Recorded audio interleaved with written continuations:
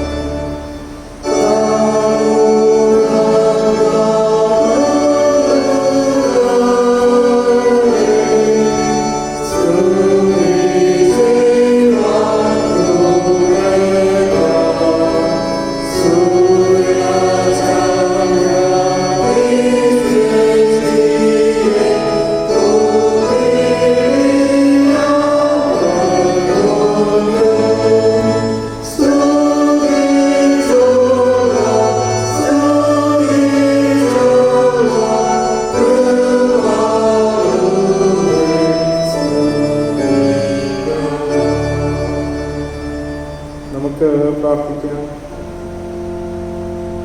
സർവശക്തനായ ദൈവമേ, നിനക്ക് സകല ഹൃദയങ്ങളും തുറന്നിരിക്കുന്നവയും സകല ആഗ്രഹങ്ങളും അറിയപ്പെട്ടവയും നിന്നിൽ നിന്ന് രഹസ്യങ്ങളൊന്നും മറവില്ലാത്തതുമാകുന്നുവല്ലോ.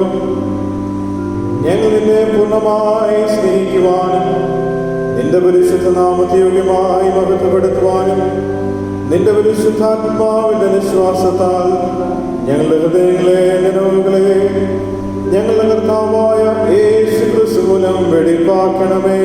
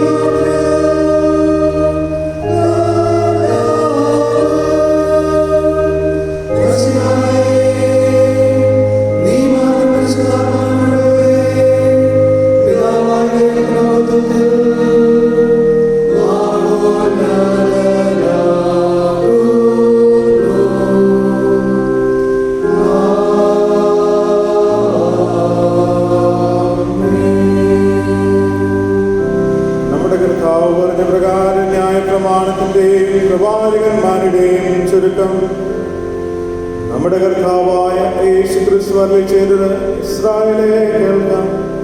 നമ്മുടെ ദൈവമായ കർത്താവ് ഏകകർത്താവാകുന്നു.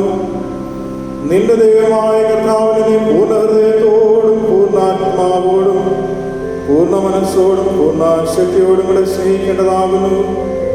ഇതാകുന്നു ഒന്നാമത്തെ കൽപ്പന. രണ്ടാമത്തേത് അതിനോട് സമം. അതായത് നിന്റെ കൂട്ടുകാരനെ നിന്നെ പോലെ തന്നെ സ്നേഹിക്കണം. ഇവയിൽ വലുതായി വേറെ കൽപ്പനയുമില്ല. ഈ രണ്ട് കൽപ്പനകളിൽ സകല ന്യായ പ്രമാണവും പ്രവാചകന്മാരും അടങ്ങിയിരിക്കുന്നു.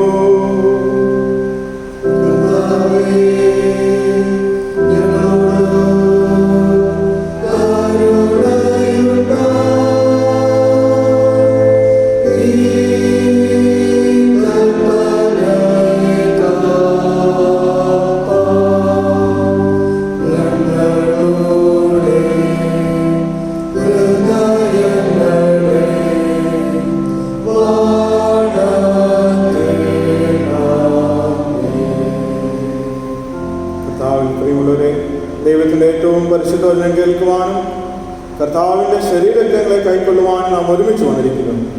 അതിനാൽ നമുക്ക് മുട്ടുകൂത്തി മൗനമായി നമ്മെ പരിശോധന ചെയ്ത് വിശ്വാസത്തോടും അനുതാപത്തോടും അവനിലേക്ക് സമീപിക്കുന്നതിന് ദൈവകൃപ അന്വേഷിക്കാം. നിങ്ങളുടെ പാപങ്ങളെ കുറിച്ച് നേരായും താല്പര്യമായും മാനസാന്തരപ്പെട്ട് നിങ്ങളുടെ കൂട്ടുകാരോട് പ്രിയവും സ്നേഹവുമായിരുന്ന ദൈവത്തിൻ്റെ കൽപ്പനകളെ അനുസരിച്ചുകൊണ്ട് മേലാലവന്റെ വിശുദ്ധ വഴികളിൽ കൂടെ നടന്നുകൊണ്ട് പുതിയ ജീവിതം നയിക്കുവാൻ നിശ്ചയിച്ചിരിക്കുന്ന നിങ്ങൾ നമ്മുടെ കർത്താവായ യേശു ക്രിസ്തുമുഖാന്തരം അവനോട് പുതുതായി നിരപ്പാക്കപ്പെടേണ്ടതിനാണ് സർവശക്തനായ ദൈവത്തോട് താഴ്മയായി നിങ്ങളുടെ പാപങ്ങളെ ഏറ്റുപറയുകയും ചേർന്ന് പ്രാർത്ഥിക്കാം. സ്വർഗസ്ഥ പിതാവേ, ഞങ്ങൾ നിങ്ങളുടെ കാർത്തുമായി പാപം ചെയ്തിരിക്കുന്ന ഏറ്റുപറയുന്നു.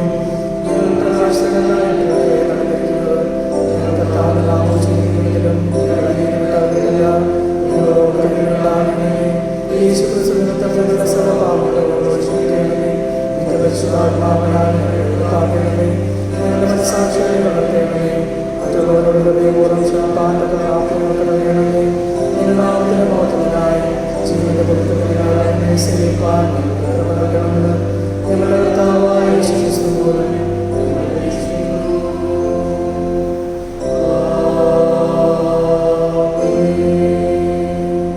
സത്യമായി ക്രിസ്തുവിൽ കൂടെ തങ്കിലേക്ക് തിരിയുന്ന എല്ലാവരോടുമുള്ള ദൈവത്തിന്റെ കൃപാമഴി കേൾപ്പിൻ. അധ്വാനിക്കുന്നവരും ഭാരം ചുമക്കുന്നവരുമായുള്ളവരെ എല്ലാവരും എൻ്റെ അടുക്കൽ വരുവാൻ ഞാൻ നിങ്ങളെ ആശ്വസിപ്പിക്കും. തൻ്റെ ജാതനായ പുത്രനിൽ വിശ്വസിക്കുന്നവരും നശിച്ചു പോകാതെ നിത്യജീവൻ പ്രാപിക്കേണ്ടതിന് ദൈവം അവനെ നൽകുവാൻ തക്കവണ്ണം ലോകത്തെ സ്നേഹിച്ചു. ഒരുത്തൻ പാപം ചെയ്തുവെങ്കിലും നീതിമാനായ യേശു ക്രിസ്തു എന്ന കാര്യസ്ഥൻ നമുക്ക് പിതാവിന്റെ അടുക്കലുണ്ട്. അവൻ നമ്മുടെ പാപങ്ങൾക്ക് പ്രായശ്ചിത്തമാകുന്നു.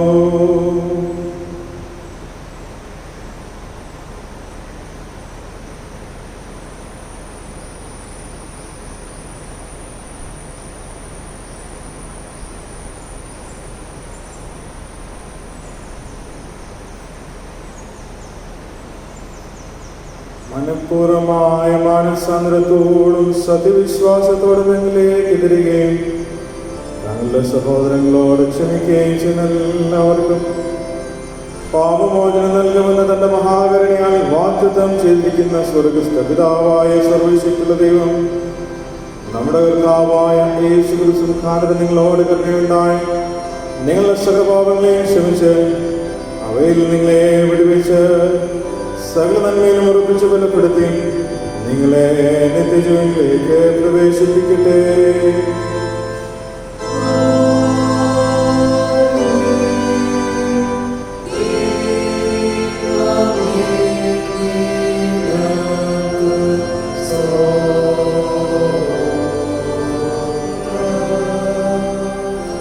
സഭയ്ക്കിരിക്കാം. ഈ സമയം വേദഭാഗങ്ങൾ വായിക്കുന്നത്.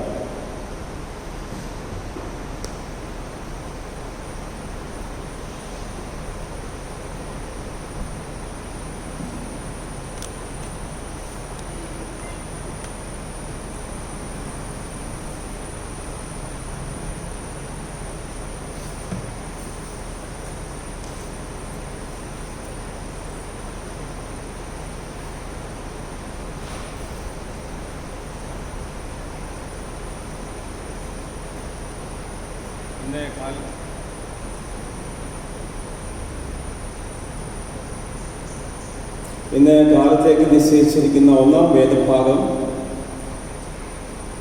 ഉൽപ്പത്തി പുസ്തകം 2-ാം അധ്യായം 18 മുതൽ 25 വരെ. ഉൽപ്പത്തി പുസ്തകം 2-ാം അധ്യായം 18 മുതൽ 25 വരെ എഴുതിയിരിക്കുന്ന ദൈവവചനങ്ങളെ കേൾപ്പീൻ.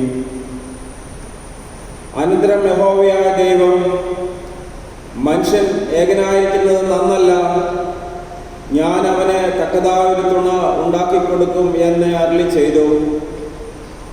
യഹോവയായ ദൈവം ഭൂമിയിലെ സകല മൃഗങ്ങളെയും ആകാശത്തിലെ എല്ലാ പറവകളെയും നിലത്ത് നിന്ന് നിർമ്മിച്ചിട്ട് മനുഷ്യൻ അവയ്ക്ക് എന്ത് പേരിടുമെന്ന് കാണുവാൻ അവൻ്റെ മുമ്പിൽ വരുത്തി. സകല ജീവജന്തുക്കൾക്കും മനുഷ്യൻ ഇട്ടത് അവയ്ക്ക് പേരായി. മനുഷ്യൻ എല്ലാ കന്നുകാലികൾക്കും ആകാശത്തിലെ പറവകൾക്കും എല്ലാ കാട്ടുമൃഗങ്ങൾക്കും പേരിട്ടു. എങ്കിലും മനുഷ്യന് തക്കതായൊരു തുണ കണ്ടുകിട്ടിയില്ല. ആകയാൽ യഹോവയായ ദൈവം മനുഷ്യനൊരു ഗാഢനിദ്ര വരുത്തി. അവൻ ഉറങ്ങിയപ്പോൾ അവൻ്റെ വാരിയലുകളിൽ ഒന്ന് എടുത്ത് അതിന് പകരം മാംസം പിടിപ്പിച്ചു.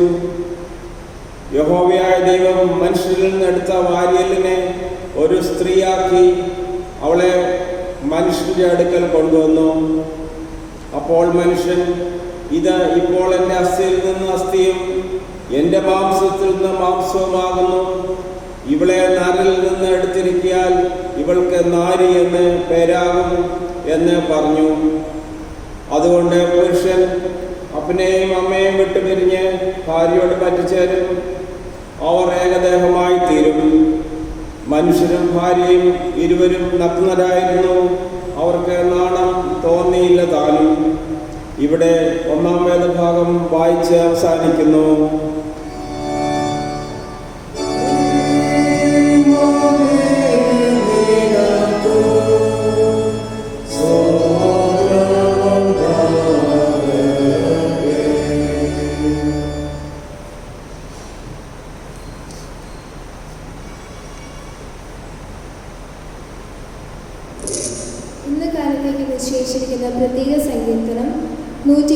127. സങ്കീർത്തനം 127 നമുക്ക് വാക്യമായി വായിക്കാം.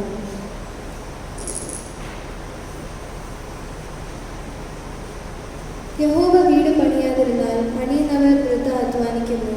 യഹോവ പട്ടണം കാക്കാതിരുന്നാൽ കാവൽക്കാരൻ വൃഥ ജാഗരിക്കുന്നു. നിങ്ങൾ അധികാരത്തിൽ എഴുന്നേൽക്കുകയും നന്നാതാമസിക്കാൻ പോകുന്നു. കഠിന പ്രയത്നം ചെയ്ത് വീതിയിൽ വ്യർത്ഥമത്രേ. തന്റെ പ്രിയനോ അത് ഉറക്കത്തിൽ കൊടുക്കുന്നു. മക്കൾ യഹോവ നൽകുന്ന അവകാശവും ഉദരഫലവും അവൻ തരുന്ന പ്രതിഫലവുമാകുന്നു. വീരന്റെ കയ്യിലെ അസ്ത്രങ്ങൾ എങ്ങനെയോ അങ്ങനെയാകുന്നു മക്കൾ. അവയെക്കൊണ്ട് തന്റെ ആവനാഴിക നിറച്ചിരിക്കുന്ന പുരുഷൻ ഭാഗ്യവാൻ. നഗരവാതിൽക്കൽ വെച്ച് ശത്രുക്കളോട് സംസാരിക്കുമ്പോൾ അങ്ങനെയുള്ളവർ ലജ്ജിച്ചു പോകുകയില്ല.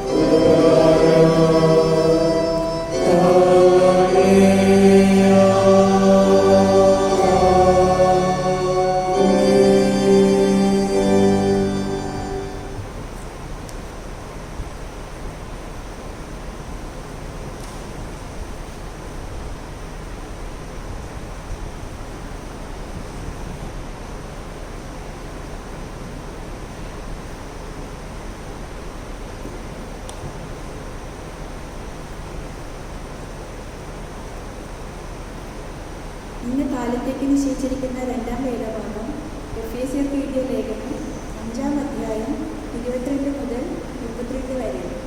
എഫേസ്യർ 5-ാം അധ്യായം 22 മുതൽ 32 വരെയുള്ള ദൈവവചനങ്ങളിൽ നൽകി. ഭാര്യമാരെ കർത്താവിനെന്ന പോലെ സ്വന്തം ഭർത്താക്കന്മാർക്ക് കീഴടങ്ങുക. ക്രിസ്തു ശരീരത്തിൻ്റെ രക്ഷിതാവായി സഭയ്ക്ക് തലയാടുന്നത് പോലെ ഭർത്താവ് ഭാര്യയ്ക്ക് തലയാടുന്നു. എന്നാൽ സഭ ക്രിസ്തുവിന് കീഴടങ്ങിയിരിക്കുന്നത് പോലെ ഭാര്യമാരും ഭർത്താക്കന്മാർക്ക് സകലത്തിനും കീഴടങ്ങിയിരിക്കണം. ഭർത്താക്കന്മാരെ ക്രിസ്തുവും സഭയെ സ്നേഹിച്ചതുപോലെ നിങ്ങളുടെ ഭാര്യമാരെ സ്നേഹിക്കും. അവൻ അവളെ വചനത്തോടു കൂടിയ ജലസ്നാനത്താൽ വെളിപ്പാക്കി വിശുദ്ധീകരിക്കേണ്ടതിനും കറ ചുരുക്കം മുതലായത് ഒന്നുമില്ലാതെ സഭയെ ശുദ്ധയും നിഷ്കളങ്കയുമായി തനിക്ക് തന്നെ തേജസ്സോടെ മുൻനിർത്തേണ്ടതിനും തന്നെത്താൻ അവൾക്ക് വേണ്ടി ഏൽപ്പിച്ചു കൊടുത്തു. അവണ്ണം ഭർത്താക്കന്മാരും തങ്ങളുടെ ഭാര്യമാരെ സ്വന്തം ശരീരങ്ങളെ പോലെ സ്നേഹിക്കേണ്ടതാവുന്നു. ഭാര്യയെ സ്നേഹിക്കുന്നവൻ തന്നെ താൻ സ്നേഹിക്കുന്നു.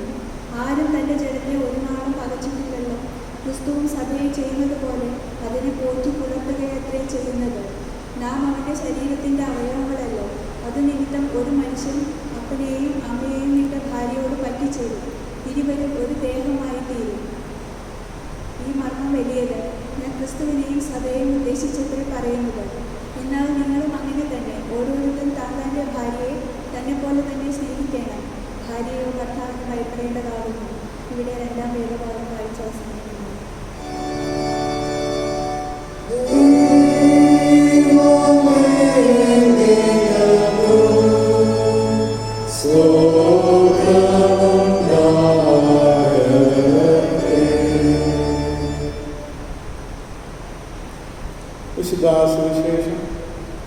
വിശുദ്ധ മത്തായി എഴുതിയ സുവിശേഷം 19-ാം അധ്യായം 3 മുതൽ 6 വരെയുള്ള വാക്യങ്ങളെ ശ്രദ്ധിക്കുകയും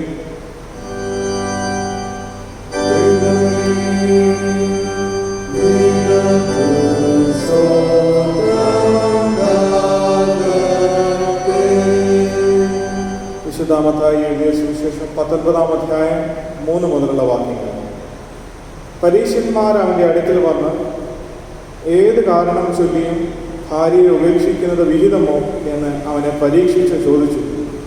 അതിനവൻ, സൃഷ്ടിച്ചവൻ ആദ്യം അവനെ ആണും പെണ്ണുമായി സൃഷ്ടിച്ചു എന്നും അത് നിമിത്തം മനുഷ്യൻ അപ്പനെയും അമ്മയെയും വിട്ട് ഭാര്യയോട് പറ്റിച്ചേരും, ഇരുവരും ഒരു ദേഹമായി തീരും എന്ന് അരുളി ചെയ്തു എന്ന് നിങ്ങൾ വായിച്ചിട്ടില്ലയോ?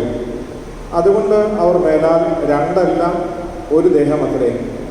ആകയാൽ ദൈവം യോജിപ്പിച്ചതിനെ മനുഷ്യൻ വേർതിരിക്കരുത് എന്ന് ഉത്തരം പറഞ്ഞു. വായ്പാൻ നിശ്ചയിച്ച സുവിശേഷ വേദഭാഗം വായിച്ച് അവസാനിക്കുന്നു.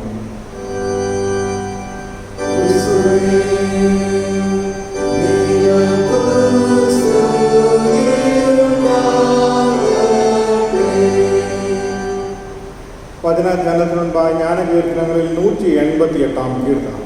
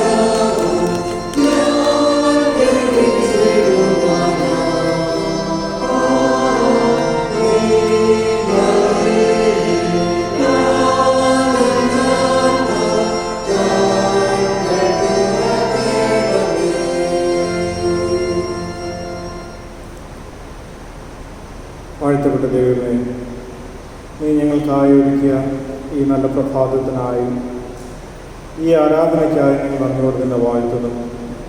അങ്ങയുടെ ദിവ്യമായ വചനങ്ങളിൽ നിന്ന് ശ്രവിപ്പാൻ, ഞങ്ങൾ ഈ ലോകത്തെ കർത്താവെ നിന്റെ ശബ്ദം കേൾക്കുന്നവരായിരിക്കാൻ ഈ പ്രഭാതത്തിൽ നീ ഞങ്ങളെ ആശീർവദിക്കണമെന്ന് പ്രാർത്ഥിക്കുന്നു.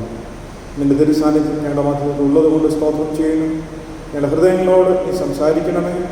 വചനങ്ങൾ ഞങ്ങളുടെ ഹൃദയത്തിൽ കർത്താവെ ക്രിയ ചെയ്യുവാൻ, ഹൃദയത്തിൻ്റെ പലകളിൽ എഴുതപ്പെടുവാൻ എൻ്റെ ആത്മാവിനാൽ കർത്താവെ നീ പ്രവർത്തിക്കണമെന്ന് യാചിക്കുന്നു. ഞങ്ങളെ തന്നെ സമർപ്പിക്കണം. ആശീർവദിച്ച് അനുഗ്രഹിക്കണം. ക്രിസ്തുയേശുവിന്റെ നാമത്തിൽ ഞങ്ങളുടെ പ്രാർത്ഥന കേൾക്കണമേ. ആമേൻ.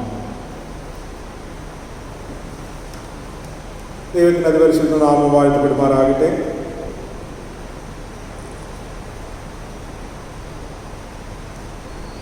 ഈ വിശുദ്ധ ആരാധനയിലേക്ക് സന്തോഷത്തോടെ ഞാൻ എല്ലാ പ്രിയമുള്ളവരെയും സ്വാഗതം ചെയ്യുന്നു. ആരാധനകളൊക്കെ ഇപ്പം സ്വർഗത്തിലെ അനുഭവങ്ങളാണെന്ന് പറയാനായിട്ട് സാധിക്കുന്ന രീതിയിലേക്ക് രൂപാന്തരപ്പെട്ട് കഴിഞ്ഞു എന്ന് പറയുന്നതിൽ എനിക്ക് സന്തോഷമുണ്ട്. എന്ന് പറഞ്ഞാൽ സ്വർഗത്തിൽ പേരെഴുതിയവർക്ക് മാത്രമാണ് അവിടെ പ്രവേശനം. ആരാധനയിലും അപ്രകാരം നേരത്തെ മുൻകൂട്ടി പേരെഴുതിയ അല്ലെങ്കിൽ രജിസ്റ്റർ ചെയ്തവർക്ക് മാത്രമാണ് എന്നുള്ള അനുഭവത്തിലേക്കൊക്കെ വളർന്നത് സന്തോഷമുളവാക്കുന്ന കാര്യമാണ്. എങ്കിലും അനേകർക്ക് പങ്കെടുക്കുവാൻ സാധിക്കുന്നില്ല എന്നുള്ളത് ഒരു ദുഃഖകരമായ അനുഭവമാണ്. പ്രതീക്ഷയോടെ ദൈവത്തിലുള്ള ആശ്രയത്തോടെ നമുക്ക് മുന്നോട്ട് ദൈവം നന്മയ്ക്കായി സകലതും കൂടി വ്യാപരിപ്പിക്കുന്നു എന്നുള്ള വിശ്വാസത്തിൽ മുന്നോട്ട് യാത്ര ചെയ്യാം. ദൈവം അങ്ങനെ അതിനായിട്ട് നമ്മെ സമൃദ്ധിയായിട്ട് അനുഗ്രഹിക്കട്ടെ.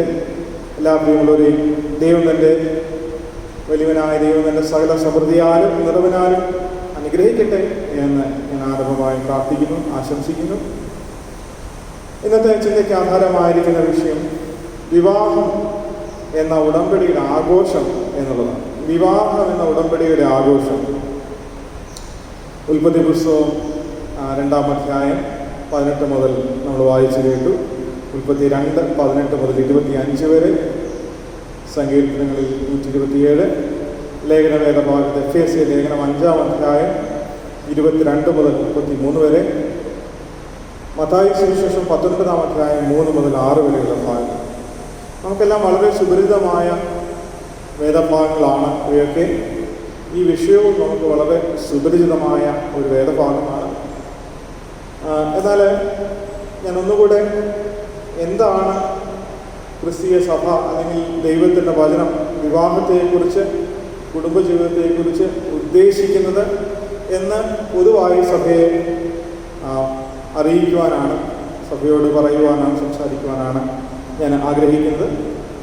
വിവാഹം എന്ന വാക്കിന് സ്ത്രീയും പുരുഷനും തമ്മിലുള്ള ബന്ധം എന്നാണ് നമ്മൾ മനസ്സിലാക്കിയിരിക്കുന്നത്. ഈ വിവാഹ ചടങ്ങിനെ വെഡ്ഡിങ് എന്ന് നമ്മൾ വിളിക്കാറുണ്ട്. എന്നാൽ ഇന്ന് ഇതിനൊക്കെ പുതിയതായിട്ടുള്ള അർത്ഥതലങ്ങൾ ഉണ്ടായി വരുന്നുണ്ട് എന്നുള്ളത് ലോക സംഭവങ്ങളിലേക്ക്, ലോകത്തിലേക്ക് നമുക്ക് നോക്കുമ്പോൾ കാണാം. പ്രത്യേകിച്ച് വിവാഹം സ്ത്രീയും പുരുഷനും തമ്മിൽ മാത്രം എന്നുള്ള ചിന്തയിൽ നിന്നൊക്കെ ഇന്ന് വ്യത്യാസം വന്നിരിക്കുന്നു എന്നുള്ളത് വളരെ ഖേദത്തോടെ നമുക്ക് മനസ്സിലാകാവുന്ന ചില സത്യങ്ങളിലൊന്നാണ് എന്ന് ഞാൻ പറയുവാനായിട്ട് ആഗ്രഹിക്കുക. ക്രൈസ്തവ സഭ വളരെ പ്രാധാന്യത്തോടുകൂടെ ഈ കുടുംബ ബന്ധങ്ങളെ, വിവാഹത്തെയൊക്കെ കാണുന്നു എന്ന് ചരിത്രം പഠിക്കുന്ന ആർക്കും മനസ്സിലാകുവാനായിട്ട് സാധിക്കും. വിവാഹത്തിന് മനുഷ്യനോളം തന്നെ പഴക്കമുണ്ട് എന്ന് വേദപുസ്തകം പഠിക്കുമ്പോൾ നമുക്ക് കാണാം. വേദപുസ്തകത്തിൽ സൃഷ്ടി പ്രവർത്തനം, ഉൽപ്പത്തി പുസ്തകത്തിൽ പറയുന്ന ഭാഗത്ത് അവിടെ ദൈവം വിവാഹം അല്ലെങ്കിൽ കുടുംബം എന്ന അവസ്ഥയെ, അനുഭവത്തെ ഡിസൈൻ ചെയ്ത് മനുഷ്യന് നൽകുന്നതായിട്ട് കാണാൻ കഴിയും. മനുഷ്യന് വേണ്ടിയതായിട്ടുള്ള സകല അനുഭവങ്ങളെയും അതോടൊപ്പം വിവാഹം അല്ലെങ്കിൽ കുടുംബം എന്ന അനുഭവത്തെ ദൈവം മനുഷ്യന് ഗിഫ്റ്റായിട്ട് നൽകുന്നു എന്ന് അവിടെ കാണുന്നു. അവനവൻ്റെ സന്തോഷവും സമാധാനവും എല്ലാം മറ്റൊരാളിൽ കണ്ടെത്തുവാൻ ശ്രമിക്കുന്നതാണ് കുടുംബജീവിതത്തിൻ്റെ അനുഭവം എന്ന് പറയുന്നത്. ഭാര്യ ഭർത്താവിൽ നിന്ന്, ഭർത്താവ് ഭാര്യയിൽ നിന്ന് സന്തോഷവും സമാധാനവും കൂട്ടായ്മയും ഒക്കെ അനുഭവിക്കുന്ന ഒന്നാണ് കുടുംബം എന്ന് നമ്മുടെ ഓരോരുത്തരുടെയും അനുഭവത്തിൽ നിന്ന്, നമ്മുടെ വ്യക്തി ജീവിതത്തിൽ നിന്ന്, പ്രത്യേകിച്ച് കുടുംബസ്ഥരായി താമസിക്കുന്ന നമ്മുടെ അനുഭവങ്ങളിൽ നിന്ന് നമുക്ക് പറയുവാനായിട്ട് സാധിക്കും. ഇത് പറയുമ്പോൾ കുടുംബത്തിൻ്റെ അനുഭവത്തിലേക്ക്, വിവാഹത്തിൻ്റെ അനുഭവത്തിലേക്ക് പ്രവേശിക്കുവാനായിട്ട് കാത്തിരിക്കുന്ന, അതിനുവേണ്ടി ആഗ്രഹിച്ചിരിക്കുന്ന ഒരുപാട് പേര് നമുക്ക് മുൻപിലുണ്ട്. അവരോടും കൂടെയുള്ള ഒരു ചിന്തയായിട്ട് ഇന്നത്തെ വിഷയം നമുക്ക് കാണാവുന്നതാണ് എന്നും കൂടെ ഞാൻ ചേർത്ത് പറയട്ടെ. എന്നിലില്ലാത്ത അവളിലുള്ള അല്ലെങ്കിൽ അവനിലുള്ള അനുഭവങ്ങളെ കണ്ടെത്തി എൻ്റെ കുറവുകളെ നികത്തുന്ന അനുഭവമാണ് ഈ കുടുംബത്തിൻ്റെ പശ്ചാത്തലത്തിൽ നടക്കുന്നത്. പരസ്പര പൂരകങ്ങളായിത്തീരുന്ന അനുഭവം ഇവിടെ സാധ്യമാണ്. എൻ്റെ ബലഹീനത അത് അവനിലോ അവളിലോ കൂടിച്ചേരുമ്പോൾ നികത്തുന്നതായിട്ടൊരു അനുഭവം. എല്ലാ മതവിഭാഗങ്ങൾക്കും ഈ ലോകത്ത് വിവാഹം മാന്യമായ ഒരു അനുഭവമാണ്. എന്നാൽ ഇന്ന് ഏറ്റവും ശോകകരമായ കാര്യമെന്ന് പറയുന്ന ക്രിസ്ത്യാനികളുടെ ഇടയിൽ സെയിം സെക്സ് മാരേജ് വർദ്ധിച്ചു വരുന്നു എന്നുള്ളതാണ്. വേദപുസ്തകം പറയുന്ന ദൈവം മനുഷ്യനെ ആണും പെണ്ണുമായി സൃഷ്ടിച്ചു. പരസ്പര പൂരകങ്ങളായി ജീവിക്കുവാൻ ഇത് നല്ലതെന്ന് ദൈവം കണ്ടു. എന്നാൽ ഇന്ന് സംഭവിച്ചുകൊണ്ടിരിക്കുന്നത് ദൈവം നല്ലതെന്ന് കണ്ടതിനെയൊക്കെയും മനുഷ്യൻ ഇല്ലായ്മ ചെയ്ത് മുന്നേറുന്ന കഥയാണ്, സംഭവങ്ങളാണ് എന്ന് കാണാൻ സാധിക്കുന്നത്. വേദപുസ്തകത്തിലെ ഏത് പുസ്തകങ്ങൾ എടുത്താലും നമുക്കറിയാം, വേദപുസ്തകം 1600 വർഷങ്ങൾ കൊണ്ട് രചിക്കപ്പെട്ടതായിട്ടുള്ള വേദപുസ്തകം. ഈ 1600 വർഷങ്ങൾക്കുള്ളിൽ ഏത് പുസ്തകത്തെ എടുത്ത് പിടിച്ചാലും അവിടെയൊക്കെ കുടുംബത്തിൻ്റെ പ്രാധാന്യത്തെ ഒരുപോലെ മുന്നോട്ട് കൊണ്ടുവരുന്നത് നമുക്ക് വേദപുസ്തകത്തിൽ കാണുവാനായിട്ട് സാധിക്കും. ലേവ്യ പുസ്തകം 25-ാമത്തെ അധ്യായത്തിൽ അവിടെ നമുക്ക് കാണാൻ സാധിക്കും, and you shall made the 50th year holy 1 year and proclaim the liberty throughout the land to all its inhabitants എന്ന് പറഞ്ഞിരിക്കുന്നു. And it shall be a jubilee to you, and you shall return each man to his possession, and you shall return each man to his family എന്ന് പറഞ്ഞിരിക്കുന്നു. ഒരു സ്വാതന്ത്ര്യത്തിൻ്റെ വർഷമായിട്ട് 50ാമത്തെ വർഷത്തെ കാണണം. ഈ 50ാമത്തെ വർഷത്തിൽ സകല പീഡിതന്മാരും ബന്ധനത്തിലുള്ളവരും സ്വാതന്ത്ര്യമില്ലാത്തവരും സ്വാതന്ത്ര്യം പ്രാപിച്ച് അവനവൻ്റെ സ്വത്തിലേക്കും അവനവൻ്റെ ഇടങ്ങളിലേക്കും അവനവൻ്റെ കുടുംബങ്ങളിലേക്കും മടങ്ങിപ്പോകണമെന്ന് ലേവ്യ പുസ്തകം 25-ാം അധ്യായം നമ്മളെ 10-ാം വാക്യം നമ്മളെ പഠിപ്പിക്കുന്നുണ്ട്. കർത്താവ് അവിടെ യഹോവയായ ദൈവം വളരെ വ്യക്തമായി തൻ്റെ ജനത്തോട് പറയുന്നത്, സ്വാതന്ത്ര്യം പ്രാപിച്ച് അടിമകളുടെ അനുഭവത്തിൽ നിന്ന്, അടിമത്തത്തിൽ നിന്ന്, ബന്ധനത്തിൽ നിന്ന് സ്വാതന്ത്ര്യം പ്രാപിച്ച് തിരികെ പോകേണ്ടത് അവനവൻ്റെ കുടുംബത്തിൻ്റെ അവസ്ഥയിലേക്കാണ്, അനുഭവത്തിലേക്കാണ് എന്ന് പറയുമ്പോൾ എന്തുമാത്രം പ്രാധാന്യം അവിടെ ദൈവത്തിൻ്റെ കരുതൽ കുടുംബങ്ങളോടുണ്ട് എന്ന് അവിടെ വെളിവാകുന്നു എന്ന് കാണാൻ സാധിക്കും. സംഖ്യാപുസ്തകത്തിൽ യഹോവയായ ദൈവം മോശയോടും അഹരോനോടും അവരുടെ വംശപാരമ്പര്യം എഴുതുവാനായിട്ട് പറഞ്ഞപ്പോൾ ആരുടെ കുടുംബത്തിൽ ഏതെല്ലാം കുടുംബങ്ങളിൽ ആരെല്ലാം ഉൾക്കൊണ്ടിരിക്കുന്നു എന്നുള്ളതിന് ഒരു രേഖയുണ്ടാക്കുവാൻ പറഞ്ഞതായി സംഖ്യാപുസ്തകം നമ്മൾ വായിക്കുമ്പോൾ കാണാനായിട്ട് സാധിക്കുന്നുണ്ട്. അങ്ങനെ വേദപുസ്തകത്തിലെ ഓരോരോ പുസ്തകങ്ങളിലൂടെയും നമ്മൾ കടന്നു പോകുമ്പോൾ വളരെ വ്യക്തമായി, പ്രത്യേകിച്ച് പഴയ നിയമത്തിലും പുതിയ നിയമത്തിലും വളരെ വ്യക്തമായി കുടുംബത്തെ വളരെ വ്യക്തമായി, വളരെ കരുതലോടെ, വളരെ പ്രാധാന്യത്തോടെ ദൈവം കണ്ടിരുന്നു എന്നുള്ളതിനെ നമുക്ക് കാണാനായിട്ട് സാധിക്കും.